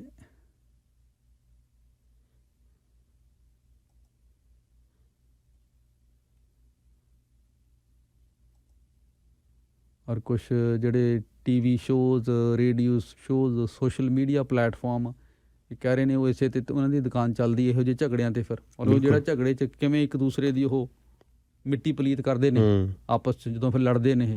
ਬਿਲਕੁਲ, ਇਹ ਸਾਰਾ ਕੁਛ ਸਾਡੇ ਉਹ ਪੂਰਾ ਕਲਚਰ ਸਾਡਾ ਜਿਸ ਪਾਸੇ ਨੂੰ ਜਾ ਰਿਹਾ ਹੈ ਉਸ ਦੀ ਨਿਸ਼ਾਨੀ ਹੈ। ਬਿਲਕੁਲ ਜੀ, ਮੈਂ ਤੁਹਾਨੂੰ ਇੰਸੀਡੈਂਟ ਦੱਸਦਾ ਇੱਕ, ਜਿਹੜਾ ਮੈਂ ਦੇਖਿਆ ਹੋਇਆ ਵੀ ਕਿਸ ਹੱਦ ਤੱਕ ਇਹ ਚੀਜ਼ ਵਧੀ ਹੋਈ ਹੈ। ਇੱਕ ਬੰਦਾ ਜਿਹਦੇ 'ਤੇ ਸੇਮ ਆਹੀ ਚਾਰਜਿਸ ਲੱਗੇ, ਉਹ ਜਦੋਂ ਆ ਗਿਆ ਉਹਦੀ ਵਾਈਫ ਨੇ ਕਹਿਤਾ ਵੀ ਮੇਰੇ ਕੋਲ ਨਾ, ਵੀ ਤੂੰ ਜਿੱਥੇ ਮਰਜ਼ੀ ਜਾ। ਹੁਣ ਉਹ ਬੰਦੇ ਨੇ ਆਪਣੇ ਅੱਗੇ ਤੋਂ ਅੱਗੇ ਦੋਸਤਾਂ ਤੋਂ ਪੁੱਛ ਕੇ ਇੱਕ ਬੇਸਮੈਂਟ 'ਚ ਰਹਿਣ ਲੱਗ ਗਿਆ, ਉੱਥੇ 4-5 ਮੁੰਡੇ ਹੋਰ ਰਹਿੰਦੇ ਸੀ, ਉਹਨਾਂ ਨਾਲ ਸ਼ੇਅਰ ਕਰਕੇ ਰਹਿਣ ਲੱਗ ਗਿਆ। ਉਹਨੂੰ ਉੱਥੇ ਜਾ ਕੇ ਪਤਾ ਲੱਗਿਆ ਕਿ ਉਹਦੇ ਨਾਲ ਇੱਕ ਮੁੰਡਾ ਰਹਿੰਦਾ, ਜਿਹੜਾ ਕਿ ਉਹਦੀ ਹੀ ਵਾਈਫ ਦਾ ਐਕਸ ਬॉयਫ੍ਰੈਂਡ ਹੈ। ਉਹਨੇ ਉਹਨੂੰ ਫੋਟੋਆਂ ਦਿਖਾਈਆਂ ਉਹਦੀਆਂ। ਉਹ ਕਹਿੰਦਾ ਓਕੇ, ਉਹ ਹੈਰਾਨ ਹੋਇਆ ਵੀ ਕਿਵੇਂ। ਉਹਦੀ ਵਾਈਫ ਦੀ ਇੱਕ ਸਕੀ ਮਾਸੀ ਦੀ ਕੁੜੀ, ਕਜ਼ਨ, ਇੱਥੇ ਕੈਨੇਡਾ 'ਚ ਰਹਿੰਦੀ, ਉਹ ਵੀ ਸਟੂਡੈਂਟ ਹੈ। ਉਹ ਇਸ ਟਾਈਮ ਇੰਡੀਆ ਵਿਆਹ ਕਰਾਉਣ ਗਈ ਹੋਈ ਹੈ, ਅਤੇ ਉਸ ਕੁੜੀ ਦਾ, ਉਹ ਮਾਸੀ ਦੀ ਕੁੜੀ ਦਾ ਕਰੰਟ ਬॉयਫ੍ਰੈਂਡ ਵੀ ਉਹਦੇ ਉਸੇ ਬੇਸਮੈਂਟ 'ਚ ਨਾਲ ਰਹਿੰਦਾ। ਅਤੇ ਉਹ ਦੱਸਦਾ ਕਿ ਮੈਂ ਤਾਂ ਬॉयਫ੍ਰੈਂਡ ਆ। ਉਹ ਕੁੜੀ ਹੁਣ ਕਿਸੇ ਹੋਰ ਨਾਲ ਇੰਡੀਆ ਵਿਆਹ ਕਰਾਉਣ ਗਈ ਹੋਈ ਹੈ, ਅਤੇ ਉਸ ਬੰਦੇ ਨਾਲ ਜਿਹਦੇ ਵਿਆਹ ਕਰਾਉਣ ਗਈ ਹੋਈ ਹੈ, ਸਾਲ 1.5 ਸਾਲ ਬਾਅਦ ਉਹਦੇ ਨਾਲ ਵੀ ਸੇਮ ਸਟੋਰੀ ਵਾਪਰੇਗੀ ਆ ਕੇ। ਸੋ ਉਹ ਦੇਖ ਰਿਹਾ ਕਿ ਇਹ ਚੀਜ਼ਾਂ ਹੁੰਦੀਆਂ ਕਿਵੇਂ, ਪਲੈਨਿੰਗ ਨਾਲ ਇਹ ਚੀਜ਼ਾਂ ਹੋ ਰਹੀਆਂ ਨੇ। ਸੋ ਕੋਈ ਕਹਿਣ ਦਾ ਮਤਲਬ ਹੈ ਵੀ ਸਾਡਾ ਦੀਨ ਈਮਾਨ ਤਾਂ ਕੋਈ ਰਿਹਾ ਹੀ ਨਹੀਂ। ਬਿਲਕੁਲ ਮਤਲਬ ਇਹ ਜਿਹੜੇ ਸੁਜੈਸ਼ਨ ਆ ਰਹੇ ਨੇ ਜੀ, ਇਹ ਵੀ ਗੱਲ, ਇਹ ਸੁਜੈਸ਼ਨਸ ਵੀ ਆਪਣੀ ਜਗ੍ਹਾ ਠੀਕ ਨੇ, ਪਰ ਸਭ ਤੋਂ ਪਹਿਲਾਂ ਸੁਜੈਸ਼ਨ ਇਹ ਹੈ ਕਿ ਆਪਣੀ ਇਹ ਆਦਤ ਹੈ ਕਿ ਕੋਈ ਵਾਰ ਜੀ ਰੂਲ ਬਣਾ ਦਿਓ, ਸਰਕਾਰ ਜੇ ਸਪਾਊਸਲ ਵੀਜ਼ਾ ਵੀ ਚੇਂਜ ਕਰ ਦੇ, ਆਪਾਂ ਕੋਈ ਹੋਰ ਨਵਾਂ ਰਾਹ ਲੱਭ ਲੈਣਾ, ਉਹ ਵੀ ਚੇਂਜ ਕਰਦੇ ਆਪਾਂ ਕੋਈ ਹੋਰ ਨਵਾਂ ਰਾਹ ਲੱਭ ਲਾਂਗੇ। ਗੱਲ ਇਹ ਹੈ ਕਿ ਮੈਰਿਜ ਦੀ ਜਿਹੜੀ ਕਹਿੰਦੇ ਆ ਪਵਿੱਤਰਤਾ ਹੈ ਜਾਂ ਮੈਰਿਜ ਦਾ ਜਿਹੜਾ ਕਨਸੈਪਟ ਆ ਉਹ ਕਿੱਥੇ ਜਾ ਰਿਹਾ ਹੈ। ਦੇਖੋ ਜੀ, ਬੜੀ ਸਿੱਧੀ ਗੱਲ ਹੈ, ਕਈਆਂ ਨੂੰ ਚੁਭੇਗੀ ਗੱਲ ਮੇਰੀ ਇਹ, ਪਰ ਆਪਾਂ ਕਿਹੜੇ ਵੋਟਾਂ ਲੈਣੀਆਂ। ਜਿਹੜੇ ਲੋਕ ਕੈਨੇਡਾ ਆਉਣ ਦੇ ਚੱਕਰ 'ਚ ਝੂਠੇ ਵਿਆਹ ਕਰਵਾ ਸਕਦੇ ਨੇ, ਆਨੰਦ ਕਾਰਜ ਜਾਂ ਜੋ ਵੀ ਧਾਰਮਿਕ ਰਸਮਾਂ ਨੇ, ਉਹਨਾਂ ਤੋਂ ਤੁਸੀਂ ਕੀ ਉਮੀਦ ਰੱਖਦੇ ਹੋ ਕਿ ਉਹਨਾਂ ਦਾ ਕੋਈ ਦੀਨ ਇਮਾਨ ਹੋਏਗਾ, ਉਹਨਾਂ ਦੀਆਂ ਕੋਈ ਵੈਲਿਊਜ਼ ਹੋਣਗੀਆਂ, ਉਹਨਾਂ ਦੇ ਕੋਈ ਵਿਸ਼ਵਾਸ ਹੋਏਗਾ। ਸੋ ਜਦੋਂ ਅਸੀਂ ਇਸ ਤਰ੍ਹਾਂ ਬਿਲਕੁਲ ਹੀ ਗਰਕ ਰਹੇ ਹਾਂ ਕਲਚਰਲੀ, ਵੈਲਿਊਜ਼ ਦੇ ਤੌਰ ਦੇ ਉੱਤੇ, ਤੇ ਫਿਰ ਇਹ ਤਾਂ ਛੋਟੀਆਂ ਗੱਲਾਂ ਨੇ ਜੀ। ਜੇ ਕੱਲ੍ਹ ਨੂੰ ਅਸੀਂ ਮੈਰਿਜ ਪੈਸਿਆਂ ਲਈ ਕਰਾ ਰਹੇ ਹਾਂ ਜਾਂ ਫਰੋਡ ਕਰ ਰਹੇ ਹਾਂ, ਤਾਂ ਜੇ ਕੱਲ੍ਹ ਨੂੰ ਅਸੀਂ ਘਰ ਲੈਣਾ, ਕੱਲ੍ਹ ਨੂੰ ਅਸੀਂ ਕਿਸੇ ਤੋਂ ਪੈਸੇ ਲੈਣੇ, ਕੋਈ ਬਿਜ਼ਨਸ ਟ੍ਰਾਂਜੈਕਸ਼ਨ ਕਰਨੀ ਹੈ, ਤਾਂ ਉਹਦੇ ਵਿੱਚ ਸਾਡਾ ਕੀ ਭਰੋਸਾ ਹੈ ਜੀ? ਉਹਦੇ ਵਿੱਚ ਅਸੀਂ ਕਿਵੇਂ ਆਪਣੀ ਕ੍ਰੈਡੀਬਿਲਿਟੀ ਸ਼ੋਅ ਕਰ ਸਕਦਾ? ਸਾਡੀ ਕੀ ਕ੍ਰੈਡੀਬਿਲਿਟੀ ਹੈ ਲਾਈਫ ਦੇ ਵਿੱਚ ਅਦਰ ਟ੍ਰਾਂਜੈਕਸ਼ਨ 'ਚ? ਦੇਖੋ ਜੀ, ਮਤਲਬ ਮੈਨੂੰ ਕੁਛ ਇੱਦਾਂ ਦੇ ਜਿਹੜੇ ਇੱਥੇ ਰਿਫਿਊਜੀ ਆ ਕੇ ਕਲੇਮ ਕਰਦੇ ਨੇ, ਮੈਨੂੰ ਕੁਛ ਦੇਖਣ ਦਾ ਮੌਕਾ ਮਿਲਿਆ ਕਿ ਉਹਦੇ 'ਚ ਤੁਸੀਂ ਸਾਫ਼ ਦੇਖ ਸਕਦੇ ਹੋ, ਕਿਉਂਕਿ ਆਪਾਂ ਵੀ ਉਸੇ ਸਮਾਜ 'ਚੋਂ ਆਏ ਹਾਂ, ਉਹ ਨਿਰਾ ਝੂਠ ਹੁੰਦਾ, 100% ਝੂਠ ਲਿਖਿਆ ਹੁੰਦਾ, ਅਤੇ ਉਹਨੂੰ ਪੜ੍ਹਦਿਆਂ ਕਈ ਵਾਰ ਬੜਾ ਦੁੱਖ ਲੱਗਦਾ ਕਿ ਵੀ ਜਿਹੜੇ ਬੰਦੇ ਜਿਸ ਧਰਤੀ 'ਤੇ ਜੰਮੇ ਪਲੇ, ਉਹਦੇ ਬਾਰੇ ਸਿਰਫ ਇਸ ਕਰਕੇ ਕਿ ਉਹਨਾਂ ਨੇ ਇੱਥੇ ਦਾ ਵੀਜ਼ਾ ਲੈਣਾ, ਇਸ ਕੰਟਰੀ 'ਚ ਰੁਕਣਾ, ਇਸ ਹੱਦ ਤੱਕ ਝੂਠ ਬੋਲ ਸਕਦੇ ਨੇ। ਜਿਹੜੇ ਉਸ ਜ਼ਮੀਨ ਦੇ ਨਹੀਂ ਹੋਏ ਜਿੱਥੇ ਉਹ ਪੈਦਾ ਹੋਏ, ਉਹ ਇਹਦੇ ਕਿੱਥੋਂ ਹੋ ਜਾਣਗੇ? ਫਿਰ ਇੱਥੇ ਆ ਕੇ ਫਿਰ ਉਹਨੇ ਫਰੋਡ ਹੀ ਕਰਨੇ, ਕਿਉਂਕਿ ਉਹਨਾਂ ਦੇ ਉਸ ਕੰਟਰੀ ਨਾਲ, ਇਸ ਕੰਟਰੀ ਨਾਲ ਕੋਈ ਲਗਾਓ ਤਾਂ ਹੈ ਨਹੀਂ ਕਿ ਇੱਥੇ ਅਸੀਂ ਕੋਈ ਬਿਹਤਰ ਸਮਾਜ ਬਣਾਉਣਾ, ਕੋਈ ਬਿਹਤਰ ਢਾਂਚਾ ਬਣਾਉਣਾ। ਸੋ ਇਹ ਜਿਹੜੀ ਗੱਲ ਆਪਣੀ ਜਿਹੜੀ ਤੁਸੀਂ ਸ਼ੁਰੂ ਕੀਤੀ ਹੈ, ਬੇਸਿਕਲੀ ਜਿਹੜਾ ਸਾਡਾ ਇੱਕ ਮੋਰਲ, ਇੱਕ ਵੈਲਿਊਜ਼ ਦਾ ਕ੍ਰਾਈਸਿਸ ਜਿਹਦੇ 'ਚ ਅਸੀਂ ਫਸ ਰਹੇ ਹਾਂ, ਜਿਹੜਾ ਸਾਨੂੰ ਦਿਸ ਨਹੀਂ ਰਿਹਾ, ਨਾ ਸਾਡੇ ਕਮਿਊਨਿਟੀ ਲੀਡਰਸ ਨੂੰ ਦਿਸ ਰਿਹਾ, ਨਾ ਸਾਡੇ ਪੋਲੀਟੀਸ਼ੀਅਨਾਂ ਨੂੰ। ਸਾਨੂੰ ਸਿਰਫ ਇਹ ਦਿਖ ਰਹੇ ਨੇ ਕਿ ਵੱਡੇ ਵੱਡੇ ਘਰ ਨੇ, ਵੱਡੀਆਂ ਵੱਡੀਆਂ ਕਾਰਾਂ ਨੇ, ਪਰ ਅੰਦਰੋਂ ਅਸੀਂ ਕਿੰਨੇ ਖੋਖਲੇ ਹੋ ਰਹੇ ਹਾਂ। ਬਿਲਕੁਲ। ਅਤੇ ਆਪਣੇ ਕਮਿਊਨਿਟੀ ਦੇ ਜੇ ਆਪਾਂ ਗਾਣਿਆਂ 'ਚ ਵੱਡੇ ਤੋਂ ਵੱਡੀਆਂ ਗੱਲਾਂ ਕਰੀਦੀਆਂ ਨੇ ਜੀ, ਵੈਸੇ ਆਪਾਂ ਸੋਸ਼ਲ ਮੀਡੀਆ 'ਤੇ ਕਿੱਡੀਆਂ ਵੱਡੀਆਂ ਵੱਡੀਆਂ ਗੱਲਾਂ ਕਰੀਦੀਆਂ ਨੇ, ਪਰ ਜਦੋਂ ਆਪਾਂ ਅੰਦਰੋਂ ਇੱਕ ਕਮਿਊਨਿਟੀ ਨੂੰ ਦੇਖਦੇ ਹਾਂ, ਬੰਦਿਆਂ ਨੂੰ ਦੇਖਦੇ ਹਾਂ, ਤਾਂ ਖੋਖਲੇ ਹੋਏ ਪਏ ਨੇ। ਉਹਨਾਂ ਦਾ ਕੋਈ ਸਟੈਂਡ ਨਹੀਂ, ਕੋਈ ਕ੍ਰੈਡੀਬਿਲਿਟੀ ਨਹੀਂ, ਕੋਈ ਮੋਰਲ ਫੈਬਰਿਕ ਨਹੀਂ, ਕੋਈ ਖੜਨ ਵਾਲੀ ਗੱਲਾਂ ਨਹੀਂ ਰਹੀਆਂ। ਜਿਹੜੀ ਚੀਜ਼ਾਂ ਲਈ ਆਪਣੀ ਕਮਿਊਨਿਟੀ ਜਾਣੀ ਜਾਂਦੀ ਹੈ, ਮੈਨੂੰ ਨਹੀਂ ਲੱਗਦਾ ਉਹ ਗੱਲਾਂ ਰਹੀਆਂ ਨੇ, ਜਾਂ ਬਹੁਤ ਘੱਟ ਬੰਦਿਆਂ 'ਚ ਰਹਿ ਗਈਆਂ ਨੇ, ਕਿ ਇੰਨੀਆਂ ਘੱਟ ਨੇ ਕਿ ਉਹ ਆਮ ਦੇਖਣ ਨੂੰ ਨਹੀਂ ਮਿਲਦੀਆਂ। ਆਮ ਪਰਸੈਪਸ਼ਨ ਤਾਂ ਕੁਛ ਹੋਰ ਹੀ ਬਣੀ ਜਾ ਰਹੀ ਹੈ ਆਪਣੀ। ਜੇ ਆਪਾਂ ਮੋਰਲ ਕ੍ਰਾਈਸਿਸ ਦੀ ਗੱਲ ਕਰ ਰਹੇ ਸੀ, ਜਿਵੇਂ ਇਹ ਨਹੀਂ, ਇਹ ਵੀ ਕੁਛ ਦੋਸਤਾਂ ਨੇ ਕਮੈਂਟ ਕੀਤੇ ਨੇ ਕਿ ਪਹਿਲਾਂ ਤੋਂ ਵੀ ਇਹ ਇਸ ਤਰ੍ਹਾਂ ਹੋ ਰਿਹਾ, ਪਰ ਇਹ ਠੀਕ ਹੈ, ਪਹਿਲਾਂ ਤੋਂ ਹੋ ਰਿਹਾ ਸੀ। ਪਹਿਲਾਂ ਉਹਦੇ ਜਿਹੜੇ ਫਰੋਡ ਨੇ ਉਹਨਾਂ ਦੀ ਟਾਈਪ ਹੋਰ ਸੀਗੀ, ਇਹ ਨਵਾਂ ਫਰੋਡ ਦਾ ਟਰੈਂਡ, ਅਤੇ ਇਹਦੀਆਂ ਆਪਣੀ ਤਰ੍ਹਾਂ ਦੀਆਂ ਅੱਗੇ ਇੰਪਲੀਕੇਸ਼ਨਸ ਨੇ। ਅਤੇ ਨਰਿੰਦਰ ਜੀ ਦਾ ਇੱਕ ਮੈਸੇਜ ਹੈ, ਇਹ ਕਹਿੰਦੇ ਨੇ ਕਿ ਕਈ ਵਾਰ ਪਤਾ ਨਹੀਂ, ਇਹ ਮਤਲਬ ਇਹਨਾਂ ਨੇ ਸੁਣਿਆ ਹੋਏਗਾ ਕਿ ਕਈ ਵੱਡੀ ਉਮਰ ਦੇ ਜਿਹੜੇ ਬੱਚੇ ਸਕੂਲਾਂ 'ਚ ਜਦੋਂ ਲੜਦੇ ਨੇ, ਕਈ ਵਾਰ ਇਹ ਵੀ ਹੁੰਦਾ ਕਈਆਂ ਨੂੰ, ਕਿਤੇ ਹੋਏਗਾ ਇਹ ਜਿਹੜੇ ਜਿਸ ਮਤਲਬ ਮੈਂ ਮੰਨਦਾ ਵੀ ਇਹਨਾਂ ਨੇ ਜੇ ਲਿਖਿਆ ਕਿ ਲੜਦੇ ਇੱਕ ਦੂਜੇ ਨੂੰ ਗਾਲਾਂ ਇਸ ਤਰ੍ਹਾਂ ਕੱਢਦੇ ਨੇ ਕਿ ਤੇਰਾ ਡੈਡ ਆਪਣੀ ਕਜ਼ਨ ਨਾਲ ਵਿਆਹ ਕਰਾ ਕੇ ਇੱਥੇ ਆਇਆ ਸੀ, ਅੱਛਾ, ਕੋਈ ਕਹਿੰਦਾ ਨਹੀਂ ਤੇਰੀ ਮਾਂ ਆਈ ਸੀ। ਮਤਲਬ ਇਸ ਤਰ੍ਹਾਂ ਦਾ ਵੀ ਇਹ ਹਾਲ ਜੇ ਨਾ ਵੀ ਹੋਏ ਤਾਂ ਬਣ ਜਾਏਗਾ ਜੇ ਅਸੀਂ ਇਸ ਚੀਜ਼ ਬਾਰੇ ਨਾ ਸੋਚਿਆ। ਖੈਰ, ਇਹ ਹੁਣ ਕਹਾਣੀਆਂ ਤਾਂ ਬਹੁਤ ਨੇ। ਤੁਸੀਂ ਕੀ ਸਮਝਦੇ ਹੋ ਕਿ ਇਹਦਾ ਹੁਣ ਅਸੀਂ ਕੀ ਕਰ ਸਕਦੇ ਹਾਂ, ਜਿਹਦਾ ਕੀ ਹੱਲ ਹੋ ਸਕਦਾ? ਸਭ ਤੋਂ ਪਹਿਲਾਂ ਤਾਂ ਸ਼ਮੀਲ ਜੀ, ਜਿਵੇਂ ਤੁਸੀਂ ਕਿਹਾ ਕਿ ਆਪਾਂ ਨੂੰ ਆਪਣੇ ਆਪ ਦੇ ਅੰਦਰ ਝਾਕ ਕੇ ਦੇਖਣਾ ਚਾਹੀਦਾ। ਮੈਂ ਇਹ ਗੱਲ ਐਜ਼ ਅ ਲਾਇਰ ਨਹੀਂ ਕਹਿ ਰਿਹਾ, ਪਰ ਐਜ਼ ਅ ਮੈਂ ਕਹਿ ਲਓ ਵੀ ਚਿੰਤਿਤ ਇੱਕ ਸਮਾਜ ਦਾ ਮੈਂਬਰ ਦੇ ਤੌਰ 'ਤੇ ਕਹਿ ਰਹੇ, ਕਿਉਂਕਿ ਇੱਕ ਲਾਇਰਸ ਅਤੇ ਪੁਲਿਸ ਵਾਲਿਆਂ ਨੂੰ ਬਾਕੀ ਸੁਸਾਇਟੀ ਨਾਲੋਂ ਪਹਿਲਾਂ ਪਤਾ ਲੱਗ ਜਾਂਦਾ ਥੋੜ੍ਹਾ ਜਿਹਾ ਵੀ ਸਮਾਜ ਕਿੱਧਰ ਜਾ ਰਿਹਾ, ਕੀ ਚੀਜ਼ਾਂ ਨਵੀਆਂ ਆ ਰਹੀਆਂ ਨੇ, ਸਭ ਨੂੰ ਬਾਅਦ 'ਚ ਪਤਾ ਲੱਗਦਾ। ਸੋ ਉਸ ਟਰੈਂਡ ਨੂੰ ਦੇਖਦੇ ਹੋਏ ਮੈਨੂੰ ਬੜੀ ਚਿੰਤਾ ਹੋਈ ਕਿ ਆਪਣੇ ਮੋਰਲਸ ਕਿੱਧਰ ਜਾ ਰਹੇ ਨੇ। ਆਪਣਾ ਤਾਂ ਇੰਨਾ ਵਧੀਆ ਹੈਰੀਟੇਜ ਹੈ, ਆਪਣੀ ਇੰਨੀ ਵਧੀਆ ਪਿਛੋਕੜ ਹੈ, ਅਤੇ ਆਪਾਂ ਅੱਗੇ ਕਿਹੜੀ ਡਾਇਰੈਕਸ਼ਨ ਵੱਲ ਜਾ ਰਹੇ ਹਾਂ। ਮੈਨੂੰ ਤਾਂ ਅਗਲੀ ਜਨਰੇਸ਼ਨ ਦੇ ਵੀ ਤਰਸ ਆਉਂਦਾ ਵੀ ਉਹਨਾਂ ਦੀ ਕੀ ਅਪਬ੍ਰਿੰਗਿੰਗ ਹੋਏਗੀ ਅਤੇ ਉਹ ਕੀ ਕਰਨਗੇ। ਤਾਂ ਸਭ ਤੋਂ ਪਹਿਲਾਂ ਤਾਂ ਜੀ ਆਪਾਂ ਆਪਣੇ ਆਪ ਨੂੰ ਦੇਖੀਏ, ਆਪਣੀ ਪੇਰੈਂਟਿੰਗ ਨੂੰ ਦੇਖੀਏ। ਚਲੋ ਜੇ ਆਪਣੇ ਤੋਂ ਵੀ ਕਦੇ ਐਂ ਹੋ ਗਿਆ ਹੋਵੇ, ਜਿਹੜੇ ਬੰਦੇ ਸੁਣ ਰਹੇ ਨੇ, ਕਿਸੇ ਨੇ ਕੀਤਾ ਹੋਵੇ, ਕਿਸੇ ਨੇ ਕੰਟਰੈਕਟ ਮੈਰਿਜ ਵੀ ਕੀਤੀ ਹੋਵੇ, ਆਪਾਂ ਟਰਾਈ ਕਰੀਏ ਹੁਣ ਅੱਗੇ ਨਾ ਇਹ ਚੀਜ਼ਾਂ ਨੂੰ ਪਾਸ ਔਨ ਕਰੀਏ। ਆਪਾਂ ਉਹ ਆਪਣੀਆਂ ਗਲਤੀਆਂ ਨੂੰ ਉੱਥੇ ਹੀ ਰੋਕ ਲਈਏ, ਅੱਗੇ ਆਪਾਂ ਬੱਚੇ ਨੂੰ ਅੱਛੀ ਵੈਲਿਊਜ਼ ਦਈਏ। ਸੋ ਸਭ ਤੋਂ ਪਹਿਲਾਂ ਤਾਂ ਆਪਾਂ ਆਪਣੇ ਆਪ ਨੂੰ ਦੇਖੀਏ ਜੀ। ਦੂਸਰੀ ਚੀਜ਼ ਹੈ ਕਿ ਜੇ ਇਸ ਟ੍ਰੈਂਡ ਦੇ ਵਿੱਚ, ਕਿਉਂਕਿ ਮੈਂ ਪੁਲਿਸ ਨਾਲ ਵੀ ਡੀਲ ਕਰਦਾ, ਤਾਂ ਇਹਦੇ ਵਿੱਚ ਮੈਂ ਦੇਖਿਆ ਕਿ ਪੁਲਿਸ ਕੀ ਕਰਦੀ ਹੈ ਕਿ ਵਾਈਫ ਜਾਂ ਕੋਈ ਵੀ ਬੰਦਾ ਥੋੜ੍ਹੇ ਜਿਹੇ ਚਾਰਜਿਸ ਲਵਾ ਦੇ, ਇੱਕ ਫ਼ੋਨ ਕਰ ਦੇ, ਉਹ ਪੁਲਿਸ ਫਟਾਫਟ ਆ ਕੇ ਚਾਰजेस ਲੈ ਕਰ ਦਿੰਦੀ ਹੈ ਵਿਦਆਊਟ ਸੀਇੰਗ ਐਨੀ ਐਵੀਡੈਂਸ ਜਾਂ ਕੋਈ ਪ੍ਰੂਫ ਨਹੀਂ ਮੰਗਦੇ ਉਹ। ਹੁਣ ਚਲੋ ਉਹਨਾਂ ਦੀ ਕਾਨੂੰਨ ਹੈ, ਉਹਨੂੰ ਕਰਨਾ ਪੈਂਦਾ। ਹਾਂ, ਇਹ ਵੀ ਉਹਨਾਂ ਦੀ ਗੱਲ ਵੀ ਠੀਕ ਹੈ, ਕਿਉਂਕਿ ਇਹ ਪਹਿਲਾਂ ਨਹੀਂ ਹੁੰਦਾ ਸੀ ਕੈਨੇਡਾ ਦੇ ਵਿੱਚ। ਜਦੋਂ ਕੋਈ ਬੰਦਾ ਕੰਪਲੇਂਟ ਕਰ ਰਿਹਾ, ਕਿਉਂਕਿ ਮੈਂ ਗੋਰਿਆਂ ਨਾਲ ਵੀ ਡੀਲ ਕੀਤਾ ਜੀ, ਉਹ ਕਿਉਂਕਿ ਇੱਥੇ ਦੇ ਜੰਮੇ ਪਲੇ ਨੂੰ ਸਿਸਟਮ ਦਾ ਪਤਾ, ਉਹ ਜਦੋਂ ਫੋਨ ਉਦੋਂ ਹੀ ਕਰਦੇ ਨੇ ਪੁਲਿਸ ਨੂੰ ਜਦੋਂ ਉਹਨੂੰ ਪਤਾ ਕਿ ਅਸੀਂ ਇਸ ਬੰਦੇ ਨੂੰ ਇਹਨੇ ਐਕਚੁਅਲੀ ਕ੍ਰਾਈਮ ਕਮਿਟ ਕੀਤਾ, ਅਸੀਂ ਚਾਰजेस ਲਵਾਉਣੇ ਨੇ ਇਹਦੇ 'ਤੇ। ਆਪਣੀ ਕਮਿਊਨਿਟੀ 'ਚ ਕੀ ਹੁੰਦਾ ਜੀ, 90% ਵਾਈਫਸ ਮੌਕੇ 'ਤੇ ਹੀ ਕਹਿ ਦਿੰਦੀਆਂ ਨੇ ਵੀ ਅਸੀਂ ਚਾਰਜ ਨਹੀਂ ਲਵਾਉਣੇ, ਅਸੀਂ ਡਰਾਉਣਾ ਹੀ ਸੀਗਾ। ਜਾਂ ਵਾਈਫ ਮੈਂ ਦੇਖਿਆ ਕਈ ਵਾਰ ਤਾਂ ਪੁਲਿਸ ਸਟੇਸ਼ਨ ਤੱਕ ਵੀ ਨਾਲ ਚਲੀ ਜਾਂਦੀ ਹੈ, ਪੁਲਿਸ ਦੇ ਰੌਲਾ ਪਾਉਂਦੇ ਕਿ ਮੇਰੇ ਹਸਬੈਂਡ ਨੂੰ ਛੱਡ ਦਿਓ, ਮੇਰੇ ਹਸਬੈਂਡ ਨੂੰ ਛੱਡ ਦਿਓ। ਪਰ ਇੱਕ ਵਾਰੀ ਚਾਰजेस ਲਏ ਹੋਏ ਨੇ ਫਿਰ ਪੁਲਿਸ ਚਾਰजेस ਵਾਪਸ ਨਹੀਂ ਲੈਂਦੇ ਹੈਗੇ, ਉਹ ਕੋਰਟ 'ਚ ਚਲੇ ਜਾਂਦਾ ਮਾਮਲਾ। ਸੋ ਪੁਲਿਸ ਨੂੰ ਵੀ ਥੋੜ੍ਹਾ ਜਿਹਾ ਸੈਂਸਿਟਾਈਜ਼ ਹੋਣ ਦੀ ਲੋੜ ਹੈ ਇਸ ਚੀਜ਼ ਬਾਰੇ ਕਿ ਜੇ ਇੰਨੀ ਤਾਦਾਦ 'ਚ ਕੇਸ ਆ ਰਹੇ ਨੇ ਅਤੇ ਕੇਸ ਬਾਅਦ 'ਚ ਕਿੰਨੀ ਪਰਸੈਂਟੇਜ ਆਫ ਮੈਂ ਕਿਹਾ ਮੈਜੋਰਿਟੀ ਕੇਸਿਸ ਕੱਲ੍ਹ ਨੂੰ ਖਤਮ ਹੀ ਹੋ ਜਾਂਦੇ ਹੁੰਦੇ ਨੇ, ਡਰੋਪ ਹੋ ਜਾਂਦੇ ਨੇ ਚਾਰजेस। ਸੋ ਕਿਉਂ ਆਪਾਂ ਪਹਿਲਾਂ ਚਾਰजेस ਲੈ ਕਰਦੇ ਹਾਂ? ਚਾਰजेस ਲੈ ਕਰਨ ਨਾਲ ਇੱਕ ਤਾਂ ਪਰਿਵਾਰ ਅੱਡ ਹੋ ਜਾਂਦਾ, ਹਸਬੈਂਡ ਨੂੰ ਅੱਡ ਰਹਿਣਾ ਪੈਂਦਾ, ਵਾਈਫ ਕੋਲ ਨਹੀਂ ਜਾ ਸਕਦਾ, 5-6-7 ਮਹੀਨੇ ਕੇਸ ਚੱਲਦਾ, ਪੈਸੇ ਫਾਈਨੈਂਸ਼ੀਅਲੀ ਕਿੰਨੀ ਸੱਟ ਲੱਗਦੀ ਹੈ ਉਹਨਾਂ ਨੂੰ। ਫਿਰ ਕੋਰਟ 'ਚ ਆਪਾਂ ਕਿੰਨਾ ਪ੍ਰੈਸ਼ਰ, ਕੋਰਟਸ ਪਹਿਲਾਂ ਹੀ ਬਿਜ਼ੀ ਨੇ, ਆਪਾਂ ਐਵੇਂ ਦੇ ਕੇਸ ਪਾ ਕੇ ਹੋਰ ਪ੍ਰੈਸ਼ਰ ਦੇ ਰਹੇ ਹਾਂ ਕੋਰਟਸ ਨੂੰ, ਹੋਰ ਡਿਲੇ ਕਰ ਰਹੇ ਹਾਂ, ਉਹ ਕੇਸ ਹੋਰ ਲੰਬੇ ਚੱਲਦੇ ਨੇ।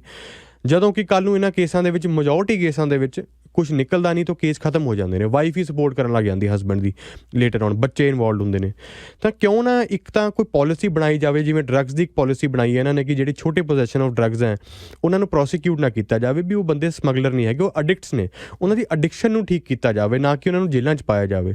ਐਵੇਂ ਹਸਬੈਂਡ ਵਾਈਫ ਦੇ ਡਿਸਪਿਊਟ ਜਾਂ ਕੋਈ ਬॉयਫ੍ਰੈਂਡ ਗਰਲਫ੍ਰੈਂਡ ਦੇ ਡਿਸਪਿਊਟ ਹੈ, ਉਹਨਾਂ ਨੂੰ ਕਿਉਂ ਨਾ ਆਊਟ ਆਫ ਕੋਰਟ ਸੈਟਲ ਕਰਨ ਦੀ ਕੋਈ ਪਾਲਿਸੀ ਬਣਾਈ ਜਾਵੇ ਕਿ ਉਹਨਾਂ ਨੂੰ ਕਾਉਂਸਲਿੰਗ ਦੇ ਕੇ ਕੋਈ ਮੈਕੈਨਿਜ਼ਮ ਇਹੋ ਜਿਹਾ ਹੋਏ। ਇਹ ਕੋਈ ਰਿਫਾਰਮਸ, ਇਹ ਲੀਗਲ ਰਿਫਾਰਮ ਕਰਨੇ ਪੈਣਗੇ ਤੇ ਪੁਲਿਸ ਤੇ ਕਰਨ ਵਾਲਾ ਵੀ ਮਸਲਾ ਹੈ ਨਹੀਂ ਸ਼ਾਇਦ। ਪੁਲਿਸ ਨੂੰ ਇੰਸਟਰਕਸ਼ਨਸ ਆਉਂਦੀਆਂ ਜੀ, ਕੋਈ ਪਾਲਿਸੀ ਹੁੰਦੀ ਹੈ ਵੀ ਅਸੀਂ ਕਿਹੜੇ ਕ੍ਰਾਈਮ, ਇਹ ਸਰਕਾਰ ਜਿਹੜਾ ਜਿਵੇਂ ਅਟਾਰਨੀ ਜਨਰਲ ਹੈ, ਸਰਕਾਰ ਨੇ ਪਾਲਿਸੀ ਬਣਾਉਣੀ ਹੁੰਦੀ ਹੈ, ਪੁਲਿਸ ਨੇ ਉਹਨੂੰ ਲਾਗੂ ਕਰਨਾ ਹੁੰਦਾ। ਅਤੇ ਪੁਲਿਸ ਨੇ ਵੀ, ਕਿਉਂਕਿ ਹੁਣ ਦੇਖੋ ਜੀ ਸਰਕਾਰ ਜਾਂ ਅਟਾਰਨੀ ਜਨਰਲ ਆਪਾਂ ਕਹਿ ਲਈਏ ਮਿਨਿਸਟਰ ਮੌਕੇ 'ਤੇ ਨਹੀਂ ਹੁੰਦਾ, ਜਦੋਂ ਕ੍ਰਾਈਮ ਕਮਿਟ ਹੁੰਦਾ ਤਾਂ ਪੁਲਿਸ ਮੌਕੇ 'ਤੇ ਪਹੁੰਚਦੀ ਹੈ, ਪੁਲਿਸ ਨੇ ਦੇਖਣਾ, ਅਸੈਸ ਕਰਨੀ ਹੁੰਦੀ ਸਿਚੁਏਸ਼ਨ। ਸੋ ਉਹਨਾਂ ਨੂੰ ਵੀ ਟ੍ਰੇਨ ਐ ਕੀਤਾ ਜਾਵੇ ਕਿ ਤੁਸੀਂ ਵੀ ਦੇਖੋ ਕਿ ਜਿਹੜੀ ਚੀਜ਼ਾਂ ਨੇ ਇਹਦੇ ਵਿੱਚ ਇਹਨਾਂ ਨੂੰ ਪ੍ਰੋਸੀਕਿਊਟ ਕਰਕੇ ਫਾਇਦਾ ਹੈ ਕਿ ਇਹਨਾਂ ਨੂੰ ਆਊਟ ਆਫ ਕੋਰਟ ਕੋਈ ਸੈਟਲਮੈਂਟ ਹੋ ਸਕਦੀ ਹੈ, ਕਿ ਤੁਸੀਂ ਵਾਰਨਿੰਗ ਦੇ ਕੇ ਵੀ ਛੱਡ ਸਕਦੇ ਹੋ, ਜਾਂ ਤੁਸੀਂ ਜੇ ਚਾਰजेस ਵੀ ਲੇ ਕਰਨੇ ਨੇ ਤਾਂ ਤੁਸੀਂ ਚਾਰजेस ਕਿਸ ਤਰ੍ਹਾਂ ਦੇ ਲੇ ਕਰਨੇ ਨੇ। ਆਪਣੇ ਅਕਸਰ ਕੀ ਹੁੰਦਾ, ਹਸਬੈਂਡ ਵਾਈਫ ਦੀ ਲੜਾਈ ਹੁੰਦੀ ਹੈ, ਪੰਜਾਬੀ 'ਚ ਇੱਕ ਦੂਸਰੇ ਨੂੰ, ਜਿਵੇਂ ਆਪਾਂ ਪੰਜਾਬੀ 'ਚ ਆਪਾਂ ਇੱਕ ਦੂਸਰੇ ਨਾਲ ਲੜਦੇ ਹਾਂ ਉਵੇਂ ਲੜ ਪੈਂਦੇ ਨੇ। ਉਹ ਕਿਤੇ ਵਾਈਫ ਉਹੀ ਗੱਲ ਪੁਲਿਸ ਨੂੰ ਦੱਸ ਦਿੰਦੀ ਹੈ, ਪੁਲਿਸ ਕਹਿੰਦੀ ਹੈ ਜੀ ਅੱਛਾ ਤੇਰੇ ਹਸਬੈਂਡ ਨੇ ਤੈਨੂੰ ਮਾਰਨ ਦੀ ਧਮਕੀ ਦਿੱਤੀ ਸੀ, ਅਟਰ ਥ੍ਰੈਟਸ ਦਾ ਵੀ ਚਾਰਜ ਲਾ ਦਿੰਦੇ ਨੇ ਉਹਨਾਂ 'ਤੇ, ਜੋ ਕਿ ਉਹ ਨਹੀਂ ਦਿੱਤੀ ਹੁੰਦੀ ਧਮਕੀ। ਪੰਜਾਬੀ ਦੇ ਵਿੱਚ ਆਪਾਂ ਉਹ ਧਮਕੀ ਨਹੀਂ ਉਹਨੂੰ ਕਹਿੰਦੇ ਹੁੰਦੇ, ਆਪਾਂ ਇੱਕ ਆਪਣੀ ਜ਼ੁਬਾਨ ਦੇ ਵਿੱਚ ਉਹ ਲੜਦੇ ਹਾਂ, ਉਹਨੂੰ ਆਪਾਂ ਕੋਈ ਜਾਨ ਦੀ ਮਾਰਨ ਦੀ ਧਮਕੀ ਨਹੀਂ ਦਿੰਦੇ ਹੁੰਦੇ, ਉਹਨੂੰ ਇੰਟਰਪ੍ਰੀਟ ਐਂ ਕਰ ਲਿੱਤਾ ਜਾਂਦਾ। ਸੋ ਪੁਲਿਸ ਨੂੰ ਇਹ ਵੀ ਦੇਖਣਾ ਪੈਣਾ ਵੀ ਚਾਰजेस ਕਿਹੜੇ ਲਾਣੇ ਨੇ ਅਤੇ ਇਹਨਾਂ ਨੂੰ ਕਿਵੇਂ ਆਪਾਂ ਠੀਕ ਕੀਤਾ ਜਾਵੇ ਕਿ ਇਹ ਨਾ ਹੋਵੇ ਵੀ ਅੱਧੀ ਕਮਿਊਨਿਟੀ ਆਪਣੀ ਜੇਲ੍ਹਾਂ 'ਚ ਬੈਠੀ ਹੋਵੇ, ਜਿਹਨਾਂ ਪਰਿਵਾਰ ਟੁੱਟ ਜਾਣ ਅਤੇ ਕੱਲ੍ਹ ਨੂੰ ਕਮਿਊਨਿਟੀ ਦਾ ਕੀ ਬਣੇਗਾ ਜੀ ਅੱਗੇ ਜਾ ਕੇ। ਬੜੇ ਕੰਪਲੀਕੇਟਡ ਇਸ਼ੂ ਨੇ, ਇਹਨਾਂ ਬਾਰੇ ਇਹ ਕੁਛ ਥਾਟਸ ਨੇ ਜਿਹੜੀਆਂ ਆਪਾਂ ਤਾਂ ਸ਼ੇਅਰ ਕੀਤੀਆਂ। ਹਾਂਜੀ। ਅਤੇ ਪਰ ਇਹ ਸੋਚਣਾ ਬਣਦਾ ਕਮਿਊਨਿਟੀ ਦੇ ਲੀਡਰਸ ਨੂੰ। ਬਿਲਕੁਲ। ਅਤੇ ਜਿਹੜੇ ਸੋਚਦੇ ਨੇ ਕਿ ਵੀ ਕੁਛ ਕਿ ਨਹੀਂ ਤੇ ਅਦਰਵਾਈਜ਼ ਜਿਸ ਪਾਸੇ ਨੂੰ ਅਸੀਂ ਜਾ ਰਹੇ ਹਾਂ ਤੇ ਕੋਈ ਬਹੁਤਾ ਅੱਛਾ ਸੰਕੇਤ ਹੈ ਨਹੀਂ। ਬਿਲਕੁਲ ਜੀ। ਅਤੇ ਖੈਰ ਸਾਡਾ ਫਰਜ਼ ਬਣਦਾ ਸੀ ਇਹਨਾਂ ਚੀਜ਼ਾਂ ਨੂੰ ਹਾਈਲਾਈਟ ਕਰਨਾ, ਇਹਨਾਂ ਨੂੰ ਸਾਹਮਣੇ ਲੈ ਕੇ ਆਉਣਾ। ਬਾਕੀ ਅੱਗੇ ਇਹਨਾਂ ਨੂੰ ਕਮਿਊਨਿਟੀ ਕਿਵੇਂ ਵਿਚਾਰਦੀ ਹੈ ਇਹ ਹੁਣ ਕਮਿਊਨਿਟੀ 'ਤੇ ਹੈ। ਤੁਹਾਡਾ ਬਹੁਤ ਬਹੁਤ ਸ਼ੁਕਰੀਆ ਜਸਵਿੰਦਰ ਜੀ। ਨਹੀਂ, ਥੈਂਕ ਯੂ ਸ਼ਮੀਲ ਜੀ, ਤੁਸੀਂ ਇਸ ਟੌਪਿਕ ਨੂੰ ਜ਼ਰੂਰੀ ਸਮਝਿਆ, ਸ਼ੇਅਰ ਕਰਨਾ ਤਾਂ ਮੈਨੂੰ ਇੱਥੇ ਬੁਲਾਇਆ। Thank you.